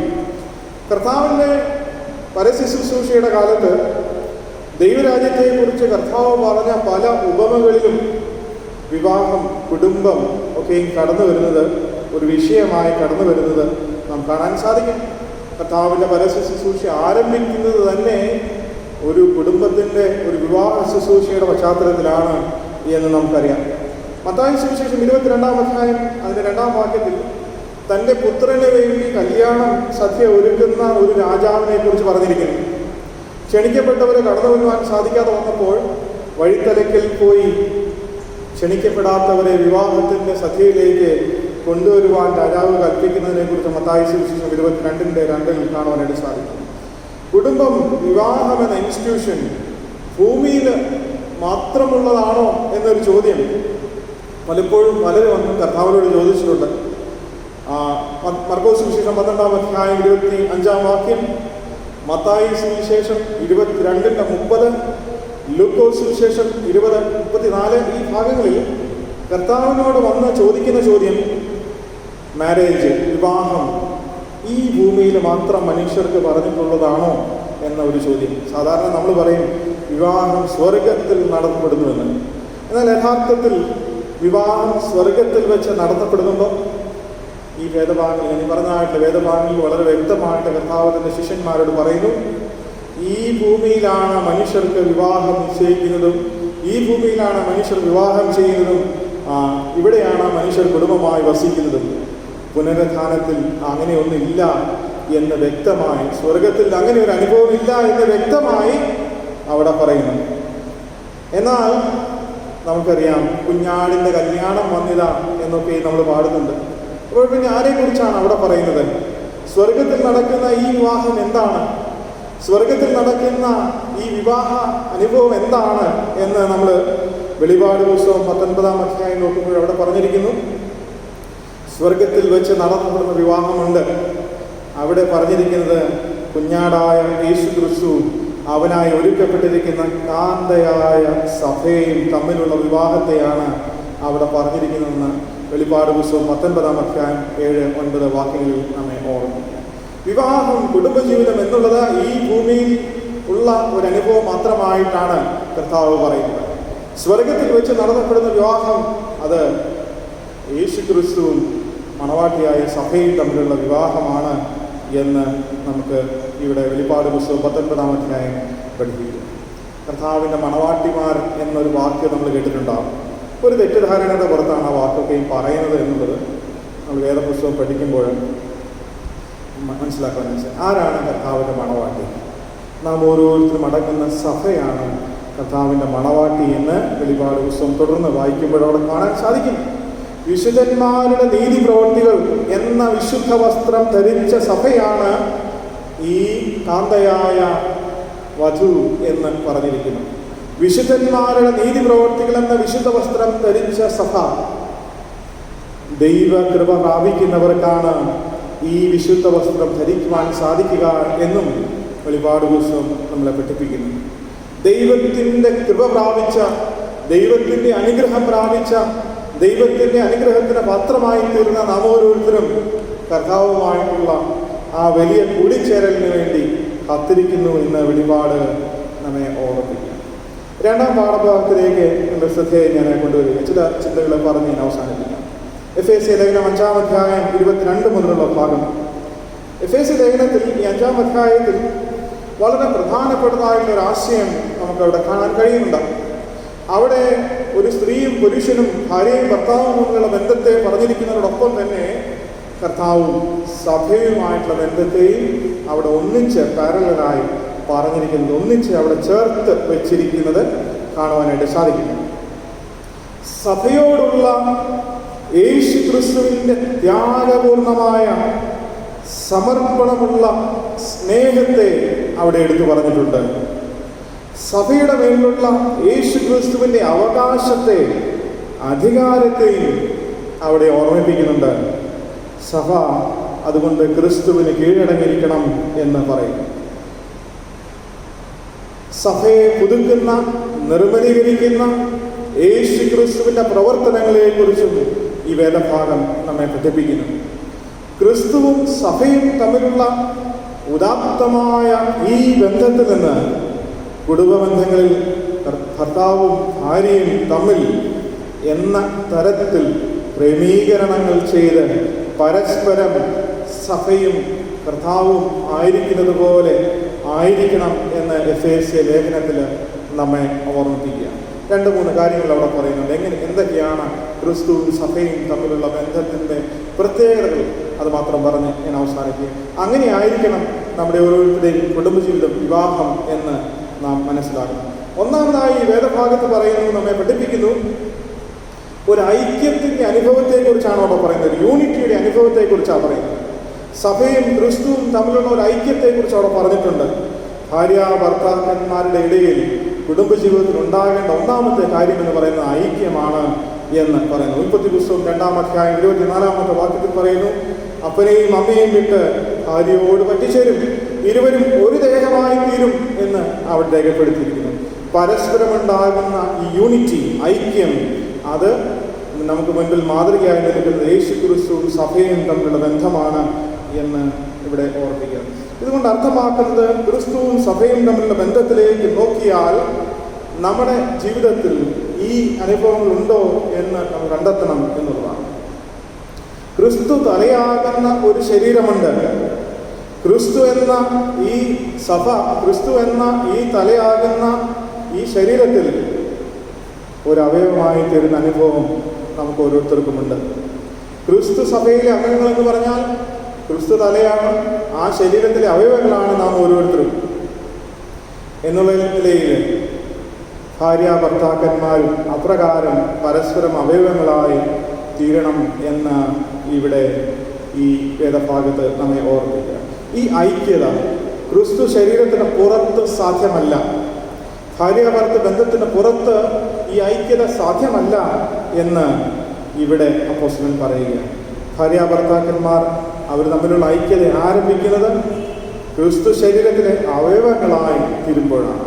നാം ഓരോരുത്തരും ക്രിസ്തുവിൻ്റെ ശരീരത്തിലെ അവയവങ്ങൾ എന്നുള്ള നിലയിൽ ഒരു കുടുംബത്തിൽ ഭാര്യയും ഭർത്താവും ഒരു ഏക ശരീരത്തിൻ്റെ അവയവം എന്നുള്ള നിലയിൽ ഐക്യതയുടെ അനുഭവത്തിലേക്ക്, ഒരു ആത്മീയ കൂടിച്ചേരലിൻ്റെ അനുഭവത്തിലേക്ക് അവിടെ വളരുന്നത് കാണാനായിട്ട് സാധിക്കും. ഇത് ലോകത്തിന് ദർശിപ്പാൻ സാധ്യമല്ല, ലോകത്തിന് ഇത് മനസ്സിലാക്കുവാൻ സാധ്യമല്ല. അതുകൊണ്ട് തന്നെ ക്രൈസ്തവ വിവാഹം, കുടുംബജീവിതം എന്ന് പറയുന്നത് അമൂല്യമായി, മറ്റുള്ളതിൽ നിന്ന് വ്യത്യസ്തമായി, യുണീക്കായിട്ട് നിൽക്കുന്നു എന്ന് നമുക്ക് മനസ്സിലാക്കുവാനായിട്ട് കഴിയും. അദൃശ്യമായ ക്രിസ്തുവിൽ നാം ഇഴുകിച്ചേരുന്നത് പോലെ, അദൃശ്യമായ ക്രിസ്തു ശരീരത്തിൽ ഈ അവയവങ്ങളായിത്തീരുന്നത് പോലെ ഭാര്യയും ഭർത്താവും തമ്മിൽ ഐക്യതയുടെ അനുഭവം ജീവിതത്തിലുണ്ടാകണം എന്ന് ഇവിടെ വ്യക്തമായിട്ട് എഫേസ്യ ലേഖനം നമ്മെ പഠിപ്പിക്കുകയാണ്. അത് മറക്കാതിരിക്കേണ്ടതായിട്ടൊരു കാര്യമില്ല. നാം ഒന്നായി തീർന്നിരിക്കുന്നത് ക്രിസ്തുവിൻ്റെ ശരീരത്തിലാണ് എന്ന ഒരു ചിന്ത. അങ്ങനെ അവിടെ പറയുന്നത് ഇരുവരും ഒരു ദേഹമായി തീരും എന്ന് പറഞ്ഞിരിക്കുന്നു. അതുകൊണ്ട് പൗലോസ് അപ്പോസ്തലൻ എഫേസ്യ ലേഖനം 5-28 വാക്യത്തിൽ പറയുന്നു, ഭർത്താക്കന്മാരും തങ്ങളുടെ ഭാര്യമാരെ സ്വന്തം ശരീരങ്ങളെ പോലെ സ്നേഹിക്കേണ്ടതാകുന്നു. ഭാര്യയെ സ്നേഹിക്കുന്നവൻ തന്നെ താൻ സ്നേഹിക്കുന്നു. ആരും ഒരു നാളും തൻ്റെ സ്വയത്തെ, തൻ്റെ ജഡത്തെ പകച്ചിട്ടില്ല എന്ന് പറയുന്നു. ഒന്നാമതായിട്ട് നമ്മളിവിടെ കണ്ടത് ക്രിസ്തീയ കുടുംബത്തിൽ ഉണ്ടാകേണ്ട ഐക്യതയെക്കുറിച്ചാണ്, യൂണിറ്റിയെക്കുറിച്ചാണ് പറഞ്ഞിരിക്കുന്നത്. ആ യൂണിറ്റിക്ക് മാതൃകയായി നിൽക്കുന്നത് ക്രിസ്തുവും സഭയും തമ്മിലുള്ള ഇഴുകിച്ചേരൽ, യൂണിറ്റി എന്നുള്ളതാണ്. ക്രിസ്തുവിൻ്റെ ശരീരത്തിലെ അവയവമാണ് ഓരോ സഭാംഗവും ഓരോ വിശ്വാസിയും എന്നുള്ള അനുഭവം നമുക്ക് മുൻപിൽ മാതൃകയായി നിൽക്കുക. അത് തന്നെ കുടുംബജീവിതത്തിലും ഉണ്ടാകണമെന്ന് ഒന്നാമതായി നമ്മളുണ്ട്. രണ്ടാമതായി പരസ്പരം സ്നേഹിക്കുകയും സ്നേഹിക്കപ്പെടുകയും ചെയ്യുവാൻ ഈ കുടുംബത്തിൻ്റെ അനുഭവത്തിൽ സാധിക്കണം എന്നുള്ളതാണ്. ഈ പരസ്പര സ്നേഹം ഇത് ആരംഭിക്കുന്നത് പരസ്പരമുള്ള ഒരു കീഴടങ്ങലിലാണ് എന്ന് അപ്പോസ്തലൻ പഠിപ്പിക്കുന്നുണ്ട്. 21 വാക്യത്തിൽ യേശു ക്രിസ്തുവിൻ്റെ ഭയത്തിൽ അന്യോന്യം കീഴ്പ്പെട്ടിരിപ്പിൻ എന്ന് ഭാര്യാഭർത്താക്കന്മാരോട് പറയുന്നു. യേശു ക്രിസ്തുവിൻ്റെ ഭയത്തിൽ, ക്രിസ്തുവിൻ്റെ ഭയത്തിൽ അന്യോന്യം കീഴ്പ്പെട്ടിരിക്കുകയും, ഭാര്യ ഭർത്താവിനും ഭർത്താവ് ഭാര്യയ്ക്കും പരസ്പരം കീഴ്പ്പെട്ടിരിക്കേണ്ടത് ആവശ്യമാണെന്ന് ഇവിടെ പറയുന്നു. ശാരീരികമായ ആവശ്യങ്ങൾക്ക് വേണ്ടി മാത്രമല്ല, അതിനപ്പുറത്തേക്ക് ആത്മീയമായ തലത്തിലേക്ക് വളരുവാൻ ഈ പരസ്പരമുള്ള ഇഴുകിച്ചേരൽ, പരസ്പരമുള്ള കീഴടങ്ങൽ ആവശ്യമാണ് എന്ന്, അത് ദൈവസ്നേഹത്തിൻ്റെ ഒരു ഭാവം ഉള്ളിൽ നിന്ന് വരുമ്പോൾ മാത്രം സാധ്യമാകുന്ന അനുഭവമാണെന്ന് അപ്പോസ്തലൻ അവിടെ പറയുന്നുണ്ട്. ദൈവസ്നേഹത്തിൻ്റെ പ്രത്യേകത, ക്രിസ്തുവും സഭയും തമ്മിലുള്ള സ്നേഹത്തെക്കുറിച്ച് പറയുമ്പോൾ അവിടെ സൂചിപ്പിക്കുന്ന പദം ഒരു ഫെലോഷിപ്പ് ലവ് അല്ല, ഒരു സ്ത്രീ പുരുഷ ബന്ധത്തെക്കുറിച്ചല്ല, ഒരു അഗാപ്പെ സ്നേഹത്തെക്കുറിച്ചാണ്. യേശു ക്രിസ്തുവും സഭയും തമ്മിലുള്ള സ്നേഹത്തെക്കുറിച്ച് പറയുമ്പോൾ അവിടെ പറയുന്ന വാക്യം അഗാപ്പെ, അതിലൊക്കെ അപ്പുറത്ത് ഒരു ഫെലോഷിപ്പ് ലവിനേക്കാളും, ഒരു സുഹൃത്ത് ബന്ധത്തിലുള്ള സ്നേഹത്തെക്കാളും, ഒരു സ്ത്രീ പുരുഷ തമ്മിലുള്ള ബന്ധത്തെക്കാളും ഒക്കെ അപ്പുറത്തുള്ള ഒരു സ്നേഹത്തെക്കുറിച്ചാണ് സ്നേഹം എന്ന പദം കൊണ്ട് പൗലോസ് അപ്പോസ്തലൻ ഇവിടെ സഭയെയും ദൈവത്തെയും തമ്മിൽ സൂചിപ്പിക്കുവാൻ ഉദ്ദേശിച്ചിരിക്കുന്നത്. ആ അനുഭവം ഒരു കുടുംബജീവിതത്തിൽ ഭാര്യ ഭർത്താക്കന്മാർ തമ്മിൽ ഉണ്ടാകേണ്ടതാണ്. പരസ്പരം സ്നേഹിക്കണം എന്ന് പറയുമ്പോൾ ഉണ്ടാകേണ്ടതാണ് എന്ന് അവിടെ അപ്പോസ്തലൻ പറയുക. ഇവിടെ യോഹന്നാൻ സുവിശേഷം 3-16 വാക്യത്തിൽ പറയുന്നു, ദൈവം തൻ്റെ പുത്രനെ നൽകുവാൻ തക്കവണ്ണം ലോകത്തെ സ്നേഹിച്ചു എന്നാണ് പറഞ്ഞിരിക്കുന്നത്. ദൈവം തൻ്റെ പുത്രനെ ലോകത്തിന് നൽകുവാൻ തക്കവണ്ണം ലോകത്തെ സ്നേഹിച്ചതായിട്ടുള്ള ക്രിസ്തു ഒരു ഫ്രണ്ട്ഷിപ്പ് ലവ് അല്ല, ഒരു സ്ത്രീ പുരുഷ ബന്ധത്തിലുണ്ടാകുന്ന ലവ് അല്ല. ദൈവത്തിൻ്റെ സ്നേഹം അതിൽ നിന്നൊക്കെയും വ്യത്യാസമുള്ള, അതിൽ നിന്നൊക്കെയും ഉന്നതമായ ഒരു സ്നേഹമാണ് എന്ന് കാണുവാൻ സാധിക്കും. ആ സ്നേഹം കൊണ്ട് അവൻ തൻ്റെ പുത്രനെ ലോകത്തിന് യാഗമായി അർപ്പിച്ചു. ഇവിടെ ഹൃദയങ്ങൾ തമ്മിലാണ് സ്നേഹത്തിൻ്റെ അനുഭവം കാണുവാൻ സാധിക്കുന്നത്. ഒരു ത്യാഗത്തിൻ്റെ അനുഭവമുണ്ട്, ഒരു സമർപ്പണത്തിൻ്റെ അനുഭവമുണ്ട്. കുടുംബജീവിതത്തിൽ ഭാര്യ ഭർത്താക്കന്മാർ തമ്മിലുള്ള ബന്ധത്തിൽ ഈ സ്നേഹത്തിൻ്റെ അനുഭവം ഉണ്ടാകണം എന്നാണ് ഇവിടെ ലേഖനത്തിൽ അപ്പോസ്തലൻ നമ്മെ പഠിപ്പിക്കുന്നത്. ഫിലിപ്പിയർ 2-ാം വാക്യത്തിൽ അപ്പോസ്തലൻ പറയുന്നു, സ്വയം ഈ സ്നേഹത്തെക്കുറിച്ച് നമ്മോട് പഠിപ്പിക്കുന്നുണ്ട്. വിവാഹബന്ധത്തിൽ ഉണ്ടായിരിക്കേണ്ട സ്നേഹം വെറും ശാരീരികമായ സ്നേഹം മാത്രമാകരുത്, ഫ്രണ്ട്ഷിപ്പ് സ്നേഹമാകരുത്, ദൈവസ്നേഹത്തിൻ്റെയും അനുഭവം ഇതിലുണ്ടാകണം എന്ന് ഇവിടെ ഫിലിപ്പിയ ലേഖനം 2-ാം അധ്യായം 2-ാം വാക്യത്തിലും അതുപോലെ എഫേസ്യ ലേഖനം നമ്മൾ വായിച്ചു കേട്ട സുവിശേഷ വേദഭാഗങ്ങളുമൊക്കെയും നമ്മെ പഠിപ്പിക്കുന്നുണ്ട്. ഇവിടെയാണ് ക്രിസ്തീയ കുടുംബജീവിതം മറ്റ് കുടുംബ ബന്ധങ്ങളിൽ നിന്നൊക്കെ വ്യത്യസ്തമാകുന്നത് എന്ന്. 2 കാര്യങ്ങളാണ് നമ്മളിപ്പോൾ ചിന്തിച്ചത്. ഒന്ന്, ക്രിസ്തുവും സഭയുമായിട്ടുള്ള ഐക്യം പോലെ ഭാര്യയും ഭർത്താവും തമ്മിലുള്ള ഐക്യം ഉണ്ടാകണം. 2, ദൈവസ്നേഹം എന്ന് പറയുമ്പോൾ സഭ ദൈവത്തെ സ്നേഹിക്കുന്നു, ദൈവം സഭയെ സ്നേഹിക്കുന്നു. അതുപോലെ ഉദാത്തമായ സ്നേഹത്തിൻ്റെ അനുഭവം ഭാര്യാഭർത്ത ബന്ധങ്ങളിൽ ഉണ്ടാകണം എന്ന് രണ്ടാമതായി കണ്ടു. അവസാനമായി പരസ്പരം ഉണ്ടാകേണ്ട ഒരു സമർപ്പണത്തെക്കുറിച്ചാണ് ലേഖനകർത്താവ് ഇവിടെ 5-ാം അധ്യായം 23-24 വാക്യങ്ങളിൽ ഓർമ്മിപ്പിക്കുന്നത്. For the husband is the head of wife, as Christ is the head of the church, his body, which he is the Savior. Now, as the church submit to Christ, so also wives should submit their husbands in everything. ക്രിസ്തു സഭയുടെ നാഥനാണ്, ഭർത്താവ് ഭാര്യയുടെ നാഥനാണ്. പരസ്പരം കീഴടങ്ങി സമർപ്പിച്ച് ജീവിക്കുവാൻ ഇവിടെ സാധിക്കണം. സഭ ക്രിസ്തുവിന് കീഴടങ്ങുന്നത് പോലെ ഭാര്യ ഭർത്താവിന് കീഴടങ്ങണം. എന്താണ് ഈ കീഴടങ്ങൽ എന്നതുകൊണ്ട് അർത്ഥമാക്കുന്നത്? ഒരു യുദ്ധത്തിൽ പല റാങ്കിലുള്ള ഓഫീസേഴ്സും തുല്യ റാങ്കിലുള്ള ഓഫീസേഴ്സും അങ്ങനെ പലതരത്തിലുള്ള ഉദ്യോഗസ്ഥരെ ഒരു ലീഡറിൻ്റെ കീഴിൽ ഒന്നിച്ചു നിന്ന് യുദ്ധം ചെയ്യുന്നതായിട്ട് അനുഭവം. അവിടെ റാങ്കിലൊന്നും വ്യത്യാസമില്ല, ലക്ഷ്യമാണ് അവിടെ പ്രാധാന്യം. അവിടെ പരസ്പരമുള്ള ഒരു കീഴടങ്ങലിൻ്റെ അനുഭവം ഇല്ലെങ്കിൽ അവിടെ ഒരു സൈന്യമായിട്ട് നിൽക്കുവാൻ, ഒരു യുദ്ധത്തിൽ ഒരേ ലക്ഷ്യത്തിൽ ഒന്നിച്ച് പ്രവർത്തിച്ച് വിജയം നേടുവാൻ സാധ്യമല്ല. ഈ അനുഭവം ക്രിസ്തീയ ജീവിതത്തിലെ ഭാര്യ ഭർത്താക്കന്മാരുടെ ഇടയിൽ ഉണ്ടാകേണ്ടതുണ്ട് എന്ന് ഇവിടെ ലേഖനവേദഭാഗം നമ്മെ പഠിപ്പിക്കും. ക്രിസ്തു സഭയെ സ്നേഹിച്ചത് ഒരു സാക്രിഫിഷ്യൽ ലവ് ഉള്ളതുകൊണ്ടാണ്, ത്യാഗപൂർണമായ യാഗ മനോഭാവമുള്ള സ്നേഹമുള്ളതുകൊണ്ടാണ് ക്രിസ്തു സഭയെ സ്നേഹിച്ചത് എന്ന് കാണാൻ സാധിക്കും. അവിടെ സമർപ്പണം, കീഴടങ്ങൽ എന്നതുകൊണ്ട് പൗലോസ് ഉദ്ദേശിക്കുന്നത് നാം ആദ്യം പറഞ്ഞതുപോലെ യൂണിറ്റിയുടെയും സ്നേഹത്തിൻ്റെയും ഒരു തുടർച്ചയായിട്ടാണ്. ഇവിടെ കീഴടങ്ങൽ എന്നതുകൊണ്ട് അർത്ഥമാകുന്നത് ഒരു ഐക്യതയുടെയും സ്നേഹത്തിൻ്റെയും തുടർച്ചയായിട്ടാണ് എന്ന് പൗലോസ് അപ്പോസ്തലൻ ഇവിടെ നമ്മെ പഠിപ്പിക്കും. ഒരു ശരീരവും ഒരാത്മാവും ഒരേ സ്നേഹത്തിലും കഴിയുന്ന കുടുംബത്തിൽ ഭർത്തൃബന്ധങ്ങളിൽ പരസ്പര പൂരകങ്ങളായി തീരുമ്പോഴാണ് കീഴടങ്ങുക എന്നുള്ള വാക്കിന് പ്രാധാന്യം ഇവിടെ കടന്നു വരുന്നത്. ഇവിടെ അന്ധമായ ഒരു അനുസരണയുടെ അനുഭവമല്ല സൂചിപ്പിക്കുന്നത്, ഒരു അനൈക്യത്തിൻ്റെ അനുഭവമല്ല സൂചിപ്പിക്കുന്നത്, ഒരു കീഴടങ്ങലല്ല ഇവിടെ സൂചിപ്പിക്കുന്നത്, ഒരു സ്ഥാനത്തിൻ്റെ പ്രശ്നമല്ല ഇവിടെ സൂചിപ്പിക്കുന്നത്, ശ്രേഷ്ഠമായത് ബലഹീനമായതിനെ കീഴടക്കുന്നതിനെ കുറിച്ചല്ല ഇവിടെ പറയുന്നത്. സ്നേഹത്തിൽ പരസ്പരം ബന്ധപ്പെട്ടിരിക്കുന്ന അനുഭവത്തെയാണ് കീഴടങ്ങൽ എന്നതുകൊണ്ട് ഇവിടെ അർത്ഥമാക്കുന്നത്.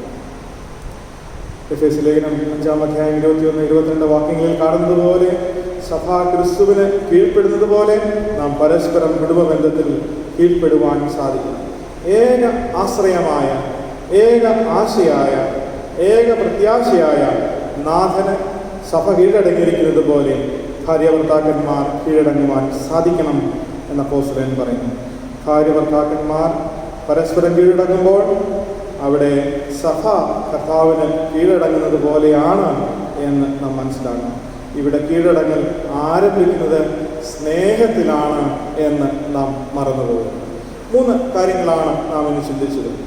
സഭയും ക്രിസ്തുവും തമ്മിലുള്ള ബന്ധത്തിൻ്റെ പശ്ചാത്തലത്തിൽ ഒരു കുടുംബജീവിതത്തിൽ ഭാര്യയും ഭർത്താവും തമ്മിലുള്ള അനുഭവങ്ങൾ എങ്ങനെയായിരിക്കണം എന്ന അപ്പോസ്തലൻ 3 കാര്യങ്ങളിൽ നമ്മെ പഠിപ്പിച്ചു. 1, ഒരു ഐക്യതയുടെ അനുഭവം ഉണ്ടായിരിക്കണം. 2, ക്രിസ്തുവിൻ്റെ സ്നേഹം സഭയെ സ്നേഹിക്കുന്നത് പോലെ, സഭ ക്രിസ്തുവിനെ സ്നേഹിക്കുന്നത് പോലെ കുടുംബജീവിതത്തിൽ പരസ്പരം സ്നേഹത്തിൻ്റെ അനുഭവം ഉള്ളതായിരിക്കണം. 3, പരസ്പരം കീഴടങ്ങിയിരിക്കുന്നത് പോലെ കുടുംബജീവിതത്തിൽ പരസ്പരം കീഴടങ്ങുന്ന, സബ്മിറ്റ് ചെയ്യുന്ന അനുഭവം ഉള്ളവരായിത്തീരണം എന്ന് ഇവിടെ ലേഖനത്തിൽ അപ്പോസ്തലൻ നമ്മെ ഓർമ്മിപ്പിക്കുക. ഈ ദിവ്യമായ വചനങ്ങളെ നമ്മുടെ ഹൃദയത്തിൽ, നമ്മുടെ ജീവിതത്തിൽ സ്വീകരിച്ച് കുടുംബ ബന്ധങ്ങളിലുണ്ടാകുന്ന ഉലച്ചിലുകളെ, കുടുംബ ബന്ധങ്ങളിലുണ്ടാകുന്ന പ്രതിസന്ധികളെ തരണം ചെയ്യുവാൻ നമ്മെ ശക്തീകരിക്കുന്നവരായി ആക്കി തീർക്കേണ്ടതുണ്ട്.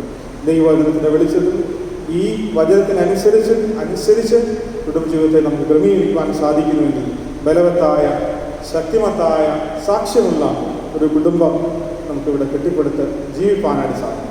അതിന് ദൈവത്തിൻ്റെ പരിശുദ്ധാത്മാവ് മുഖാന്തരം നമ്മെ ഓരോരുത്തരെയും സഹായിക്കുകയും ശക്തീകരിക്കുകയും ചെയ്യുമാറാകട്ടെ. ആമേൻ. നമുക്ക് നമ്മുടെ വിശ്വാസം പ്രഖ്യാപിക്കാം. നിത്യാവിശ്വാസ പ്രമാണത്തിൻ്റെ വാക്കുകളിൽ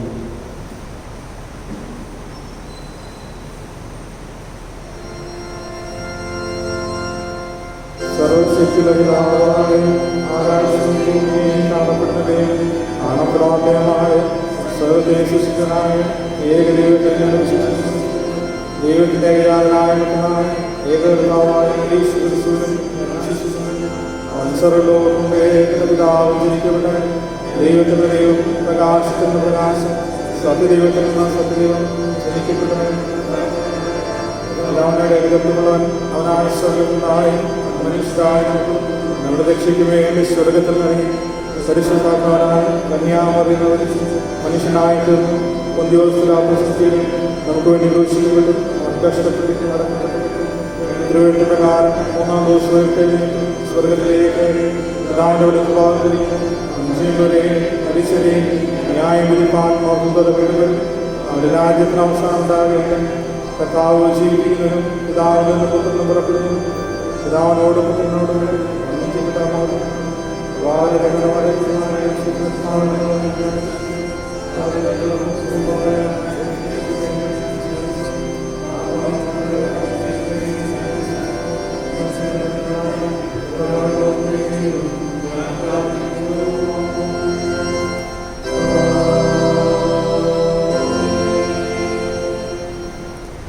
സഭയാധിപനായിട്ടുള്ള കാര്യങ്ങൾ. അടുത്ത ഞായറാഴ്ച മാറ്റൻ സർവീസ് ആയിരിക്കും, കമ്മ്യൂണിയൻ സർവീസ് ഉണ്ടായിരിക്കുന്നതല്ല എന്ന് അറിയിക്കട്ടെ. നമ്മുടെ ഈ വർഷത്തെ ഹാർവസ്റ്റ് ഫെസ്റ്റിവൽ നവംബർ മാസം 2-ാം ഞായറാഴ്ച, അതായത് 8-ാം തീയതി നടത്തപ്പെടുന്നതാണ്. നിങ്ങളെ ഓരോരുത്തരെയും പ്രാർത്ഥനയും സഹായ സഹകരണങ്ങളും ഞാൻ പ്രത്യേകമായിട്ട് അപേക്ഷിക്കുന്നു. ഹാർവസ്റ്റ് ഫെസ്റ്റിവലിന് സമർപ്പിക്കുവാനുള്ള കവറുകളൊക്കെയും തയ്യാറായിട്ടുണ്ട്. നിങ്ങൾക്ക് അത് ലഭ്യമാക്കുന്നതാണ് എന്ന് ഓർപ്പിക്കട്ടെ. നിങ്ങളുടെ വിലയേറിയ ദാനങ്ങൾ എല്ലാ വർഷവും നൽകുന്നതിനേക്കാളൊക്കെ ഉപരിയായി ഈ വർഷവും നൽകി സഭയെ സഹായിക്കണം എന്ന് പ്രത്യേകമായിട്ട്, പ്രാർത്ഥനാപൂർവ്വം സമർപ്പിക്കണം എന്ന് പ്രത്യേകമായിട്ട് ഞാൻ ഓർമ്മിപ്പിക്കട്ടെ. ദൈവം ആ കാര്യത്തിനായിട്ട് നമ്മെ ഓരോരുത്തരെയും വഴി നടത്തട്ടെ എന്ന് പ്രത്യേകമായി പ്രാർത്ഥിക്കുകയും ചെയ്യും. മറ്റെന്തെങ്കിലും കുടിശ്ശികകൾ തീർക്കുവാനുണ്ടെങ്കിൽ ഡിസംബർ 31-ന് മുമ്പ് തീർക്കുവാനായിട്ട് പ്രത്യേകം ശ്രദ്ധിക്കണമേ എന്ന് ഓർപ്പിക്കുന്നു. ഇതുവരെയും പണം നൽകിയവർക്ക് റെസീറ്റ് ഇനി ആർക്കെങ്കിലും ലഭിക്കുവാനായിട്ടുണ്ടെങ്കിൽ ദയവായിട്ട് നിങ്ങൾക്ക് ലഭിക്കുന്ന കവറുകൾ പരിശോധിക്കണം എന്ന് ഓർപ്പിക്കുകയാണ്. അതിൽ നിങ്ങൾ നൽകിയ പണത്തിൻ്റെ റെസീറ്റ് വെച്ചിട്ടുണ്ട്. ദയവായിട്ട് കവറുകൾ പരിശോധിക്കുക. അല്ലെങ്കിൽ വാട്സപ്പിൽ അയച്ചു തന്നതായിട്ടുള്ള ലിസ്റ്റ് പരിശോധിക്കണം എന്ന് ഓർപ്പിക്കുന്നു. എന്തെങ്കിലും തരത്തിൽ വ്യത്യാസമുണ്ടെങ്കിൽ ദയവായിട്ട് അറിയിക്കണമേ എന്ന് ഓർപ്പിക്കുന്നു. ഈ ആഴ്ചത്തെ മീറ്റിങ്ങുകളൊക്കെയും പതിവ് പോലെ നടത്തപ്പെടുന്നതാണ്. ബുധനാഴ്ച വൈകിട്ട് 7:45, വെള്ളിയാഴ്ച രാവിലെ 10 മണിക്ക്, ഞായറാഴ്ച വൈകിട്ട് 6 മണിക്ക്, ഞായറാഴ്ച വൈകിട്ട് 7:30. ഈ സമയക്രമത്തിൽ പ്രത്യേകമായിട്ടുള്ള മീറ്റിങ്ങുകൾ നടത്തപ്പെടുന്നുണ്ട്. വെള്ളിയാഴ്ച കാലത്ത് 10 മണിക്ക് സ്ത്രീജന സഖ്യത്തിൻ്റെ പ്രാർത്ഥനയാണ്. സ്ത്രീജന സഖ്യത്തിൻ്റെ നേതൃത്വത്തിൽ നടക്കുന്ന പ്രാർത്ഥനയാണ്. അതിലെല്ലാവരെയും ഉള്ളവരെയും സംബന്ധിക്കണം എന്ന് പ്രത്യേകമായിട്ട് ഓർപ്പിക്കുന്നു. അതുപോലെ ഞായറാഴ്ച വൈകിട്ട് 7:30 യൂത്ത് ഫെലോഷിപ്പിൻ്റെ ബൈബിൾ സ്റ്റഡി ക്ലാസ്സുകളുമാണ്. അതിലെല്ലാം യുവാക്കളും സംബന്ധിക്കണമേ എന്ന് ഓർപ്പിക്കുന്നു. ബുധനാഴ്ച വൈകിട്ട് 7:45, ഞായറാഴ്ച വൈകിട്ട് 6 മണിക്ക് ബൈബിൾ സ്റ്റഡിയാണ് നടത്തപ്പെടുന്നത്. പ്രാർത്ഥനയും ബൈബിൾ സ്റ്റഡിയും നടത്തപ്പെടുന്നു. അതിലും നിങ്ങളുടെ ഏവരുടെയും സഹായം, നിങ്ങളുടെ സഹകരണം, സാന്നിധ്യവും ഞാൻ ആവശ്യപ്പെടുന്നു. ഈ വർഷത്തെ യൂത്ത് കോൺഫറൻസ് ഒക്ടോബർ മാസം 23-24 തീയതികളിൽ ഓൺലൈനായിട്ട്, വെർച്വലായിട്ട് നടത്തപ്പെടുന്നുണ്ട്. സൂം ആപ്പ് വഴി ഒക്ടോബർ മാസം 23-24 തീയതികളിൽ നടത്തപ്പെടുന്നു. അതിനുള്ള മറ്ററിയിപ്പുകളൊക്കെ പിന്നാലെ നൽകുന്നതാണ്. നമ്മുടെ മുൻ മോഡറേറ്ററായിരിക്കുന്ന CSI മോഡറേറ്ററായിരിക്കുന്ന മോസ്റ്റ് ഡോറൻ തോമസ് കെ ഉമ്മൻ തിരുമേനിക്ക് യാത്രയയപ്പ് ശുശ്രൂഷ അടുത്ത ഞായറാഴ്ച 25-ാം തീയതി കത്തീഡ്രലിൽ വെച്ച് കൊടുക്കുന്നുണ്ട്. ആ ശുശ്രൂഷയുടെ തിരുമേനിയോർത്ത് പ്രത്യേകമായി പ്രാർത്ഥിക്കണമേ. ആ ശുശ്രൂഷയുടെ തിരുമേനിക്ക് യാത്രയയപ്പ് നൽകുന്നു. തിരുമേനിയുടെ ശുശ്രൂഷയും ജീവിതത്തെയും ഓർത്ത് പ്രാർത്ഥിക്കണമെന്ന് പ്രത്യേകമായി ഓർമ്മിപ്പിക്കുന്നു. ബർത്ത്ഡേ വിവാഹവാർഷികം ആഘോഷിച്ചുള്ളവർ, കഴിഞ്ഞ ആഴ്ച ബർത്ത്ഡേ വിവാഹവാർഷികങ്ങൾ ആഘോഷിച്ചുള്ളവർ പേര് വിളിക്കുന്നു. Mr Martin J Yesudasan and Mrs Treesa Martin, Mr John Philip and Mrs Shalini John.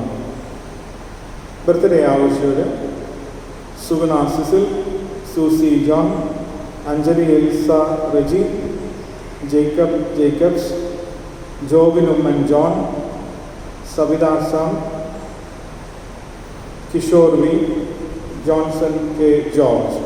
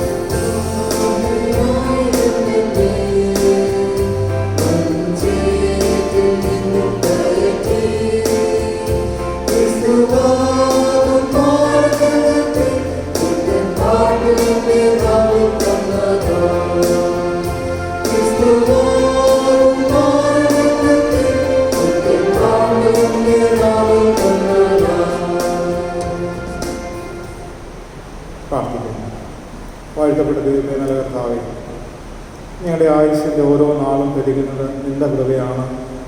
കർത്താവേ, നിൻ്റെ വലിയ കൃപയാൽ ഞങ്ങളെ ദിനംതോറും പുലർത്തുന്നു. ഞങ്ങൾക്ക് വേണ്ടതെല്ലാം നീ നൽകി ഞങ്ങളെ കർത്താവെ നിലനിർത്തുന്നു എന്നുള്ളതുകൊണ്ട് നന്ദിയോടെ ഇതിനെ സ്തുതിക്കുന്നു. ഞങ്ങൾ കർത്താവെ പെരുവിളിച്ചായിട്ടുള്ള പ്രിയമുള്ളവരെ പ്രത്യേകമായി നിൻ്റെ കരങ്ങളിലേക്ക് സമർപ്പിക്കുന്നു. കുടുംബജീവിതത്തിലും വ്യക്തി ജീവിതത്തിലും കർത്താവെ അവരുടെ ജീവിതത്തിൽ ഒരു വർഷം കടന്ന് വർദ്ധിപ്പിച്ച് നൽകിയത് ഓർത്ത് സ്തോത്രം ചെയ്യുന്നു. ഞങ്ങൾക്ക് അപ്രാപ്യമായ ഈ അനുഭവത്തെ നീ ദാനമായി നൽകിയത് ഓർത്ത് സ്തോത്രം. കർത്താവെ, നിന്നിൽ നിന്ന് പ്രാപിച്ച ഈ മനോഹരമായ ഈ വലിയ അനുഗ്രഹത്തിനായി നന്ദിയുള്ള ഹൃദയത്തോടെ തങ്ങളുടെ ജീവിതങ്ങളെ തന്നെ സമർപ്പിക്കുവാൻ, ദൈവത്തിന് വേണ്ടി ജീവിപ്പാനും പ്രവർത്തിപ്പാനും തീരുമാനമെടുക്കാനും കർത്താവിൻ്റെ മക്കളെ നീ സഹായിക്കണമെന്ന് പ്രാർത്ഥിക്കുന്നു. അവർ പ്രവേശിച്ചിരിക്കുന്ന ഈ വർഷം, ഈ പുതിയ വർഷം കർത്താവെ പ്രതികൂലങ്ങളുടെ മധ്യത്തിൽ വേണ്ടതായിട്ടുള്ള നന്മകളും നിൻ്റെ സംരക്ഷണവും കാവലും നൽകി, നിൻ്റെ ദിവ്യ കൂട്ടായ്മ നൽകി, ഉയരത്തിൽ നിന്നുള്ള അനുഗ്രഹങ്ങളും നൽകി നീ അവരെ പുലർത്തണമെന്ന് യാചിക്കുന്നു. എല്ലാവരുമായ അനർത്ഥം അപകടങ്ങളിൽ നോക്കുകയും കാത്തുകൊള്ളണം. രോഗപ്രയാസങ്ങൾ നോക്കുകയും നീ വിടുവിക്കണം. നിൻ്റെ സ്നേഹത്തിൻ്റെ തണലിൽ കർത്താവിൻ്റെ മക്കളെ നീ സൂക്ഷിക്കണമെന്ന് യാചിക്കുന്നു. സമസ്തവും നിൻ്റെ കരങ്ങളിലേക്ക് സമർപ്പിക്കട്ടെ. അവരുടെ സമർപ്പണത്തെയും ജീവിതത്തെ നീ ആശീർവദിക്കണമേ. നിനക്കായി ജീവിപ്പാനും നിനക്ക് വേണ്ടി സാക്ഷ്യം ചെയ്യുവാനും അവരുടെ ജീവിതങ്ങൾ കൊണ്ടും നീ നൽകുന്ന അനുഗ്രഹങ്ങൾ കൊണ്ടും നീ അവരെ ഒരുക്കണമെന്ന് പ്രാർത്ഥിക്കുന്നു. കർത്താവിൻ്റെ സമർപ്പണത്തെ നീ സ്വീകരിച്ച് ആശീർവദിക്കണമേ. ക്രിസ്തുയേശുവിന്റെ നാമത്തിൽ ഞങ്ങളുടെ പ്രാർത്ഥന കേൾക്കണമേ. ആമേൻ. തുടർന്ന് നമുക്ക് മധ്യസ്ഥത ചെയ്തുകൊണ്ട് പ്രാർത്ഥിക്കാം. രണ്ടാമത്തെ ലിഖാനി ഉപയോഗിച്ച് നമുക്ക് പ്രാർത്ഥന തുടരാം. മേലിൽ നിന്നുള്ള സമാധാനത്തിന് വേണ്ടിയും നമ്മുടെ ആത്മാക്കളെ രക്ഷയ്ക്ക് വേണ്ടിയും നമുക്ക് കർത്താവിനോട് പ്രാർത്ഥിക്കാം.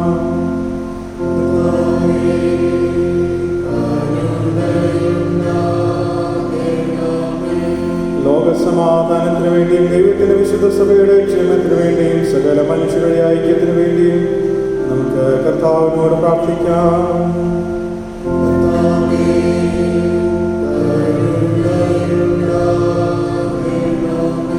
സഭാമേലധ്യക്ഷന്മാർക്ക് വേണ്ടിയും എല്ലാ ശുശ്രൂഷകർക്ക് വേണ്ടിയും നമ്മുടെ മോഡറേറ്റർക്ക് വേണ്ടിയും ഉത്തരേന്ത്യ സഭയുടെ മോഡറേറ്റർക്ക് വേണ്ടിയും മർത്തോമാസഭയുടെ മെത്രാപ്പൊലീത്തയ്ക്ക് വേണ്ടിയും നമ്മുടെ ബിഷപ്പിന് വേണ്ടിയും അവർ ശുദ്ധഹൃദയത്തോട് നല്ല മനസ്സാക്ഷിയോടും കൂടെ തങ്ങളുടെ ശുശ്രൂഷയെ നിവർത്തിക്കേണ്ടതിനും നമുക്ക് കർത്താവിനോട് പ്രാർത്ഥിക്കാം.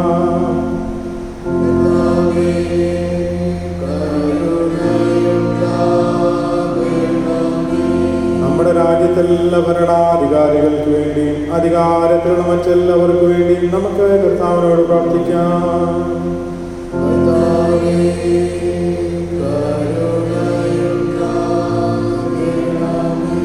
രോഗികൾക്കും കഷ്ടപ്പെടുന്നവർക്കും ദുഃഖിതർക്കും മരിക്കാറായവർക്ക് വേണ്ടിയും നമുക്ക് കർത്താവിനോട് പ്രാർത്ഥിക്കാം.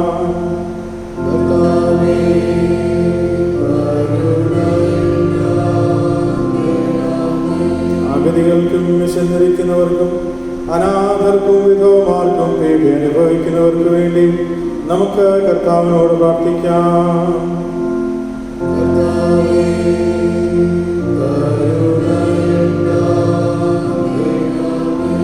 അന്ധകാരത്തിൽ നിന്ന് തന്റെ അത്ഭുത പ്രകാശത്തിലേക്ക് നമ്മെ വിളിച്ചവന്റെ സത്ഗുണങ്ങളെ ഘോഷിപ്പാൻ നമുക്ക് വേണ്ടിയും ക്രിസ്തുവിന്റെ നാമം ഏറ്റു പറയുന്നവർക്ക് വേണ്ടിയും നമുക്ക് കർത്താവിനോട് പ്രാർത്ഥിക്കാം.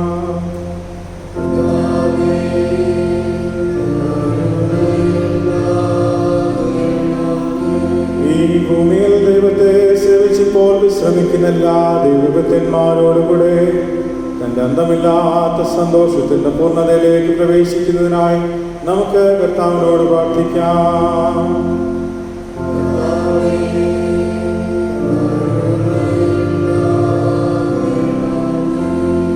സകല ജ്ഞാനത്തിന്റെ പുറവയാകുന്ന ദൈവമേ, ഞങ്ങൾ ചോദിക്കുന്നവർക്ക് ഞങ്ങളെ ആവശ്യങ്ങൾ നീ ഗ്രഹിച്ചിരിക്കുന്നു. ചോദിക്കുന്നതിനുള്ള ഞങ്ങളെ അജ്ഞതയെ നീ അറിയുന്നു. ഞങ്ങളെ യോഗ്യത മൂലം പല കാര്യങ്ങളും നിന്നോട് ചോദിപ്പാൻ ഞങ്ങൾ തുനിയുന്നില്ല. ഞങ്ങളെ അന്ധത മൂലം പല ആവശ്യങ്ങൾക്ക് മുൻപാകെ സമർപ്പിപ്പാൻ കഴിയുന്നതുമില്ല. എന്നാൽ ഞങ്ങളുടെ ബലഹീനതകളിൽ മനസ്സറിവുണ്ടായി ഞങ്ങൾക്ക് ആവശ്യമുള്ളതെല്ലാം ഞങ്ങളുടെ കർത്താവായ യേശു ക്രിസ്തുവിന്റെ യോഗ്യത മൂലം ഞങ്ങൾക്ക് തരുവാൻ ഇഷ്ടമുണ്ടാകണമെന്ന് ഞങ്ങൾ നിന്നോട് അപേക്ഷിക്കുന്നു.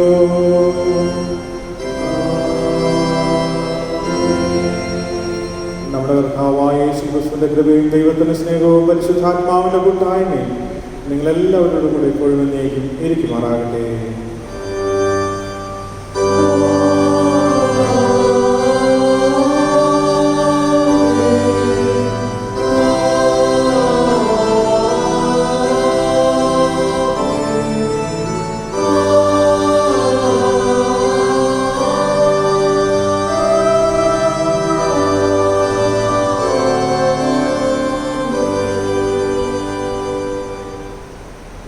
നുറുക്കൽ ശുശ്രൂഷയ്ക്കായി നമുക്ക് ഒരുങ്ങാം.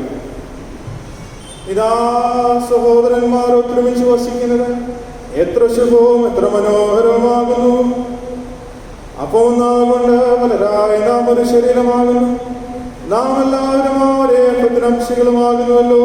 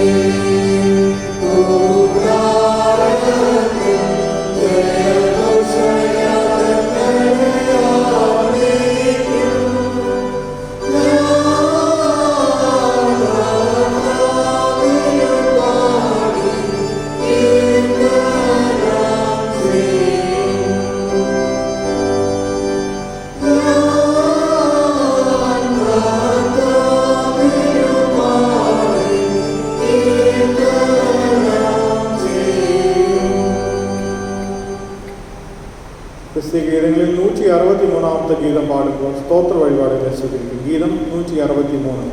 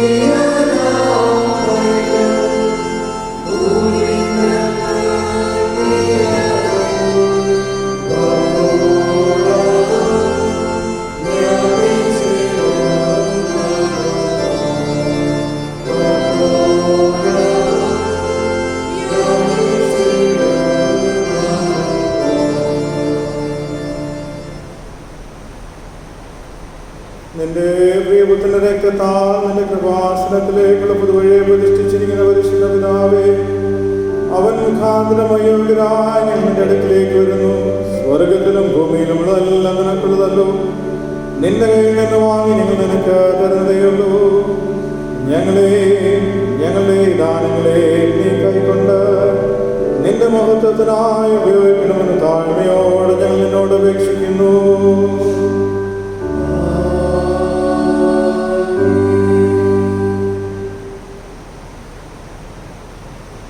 നമുക്ക് മുട്ടുകുത്തി ചേർന്ന് പ്രാർത്ഥിക്കാം.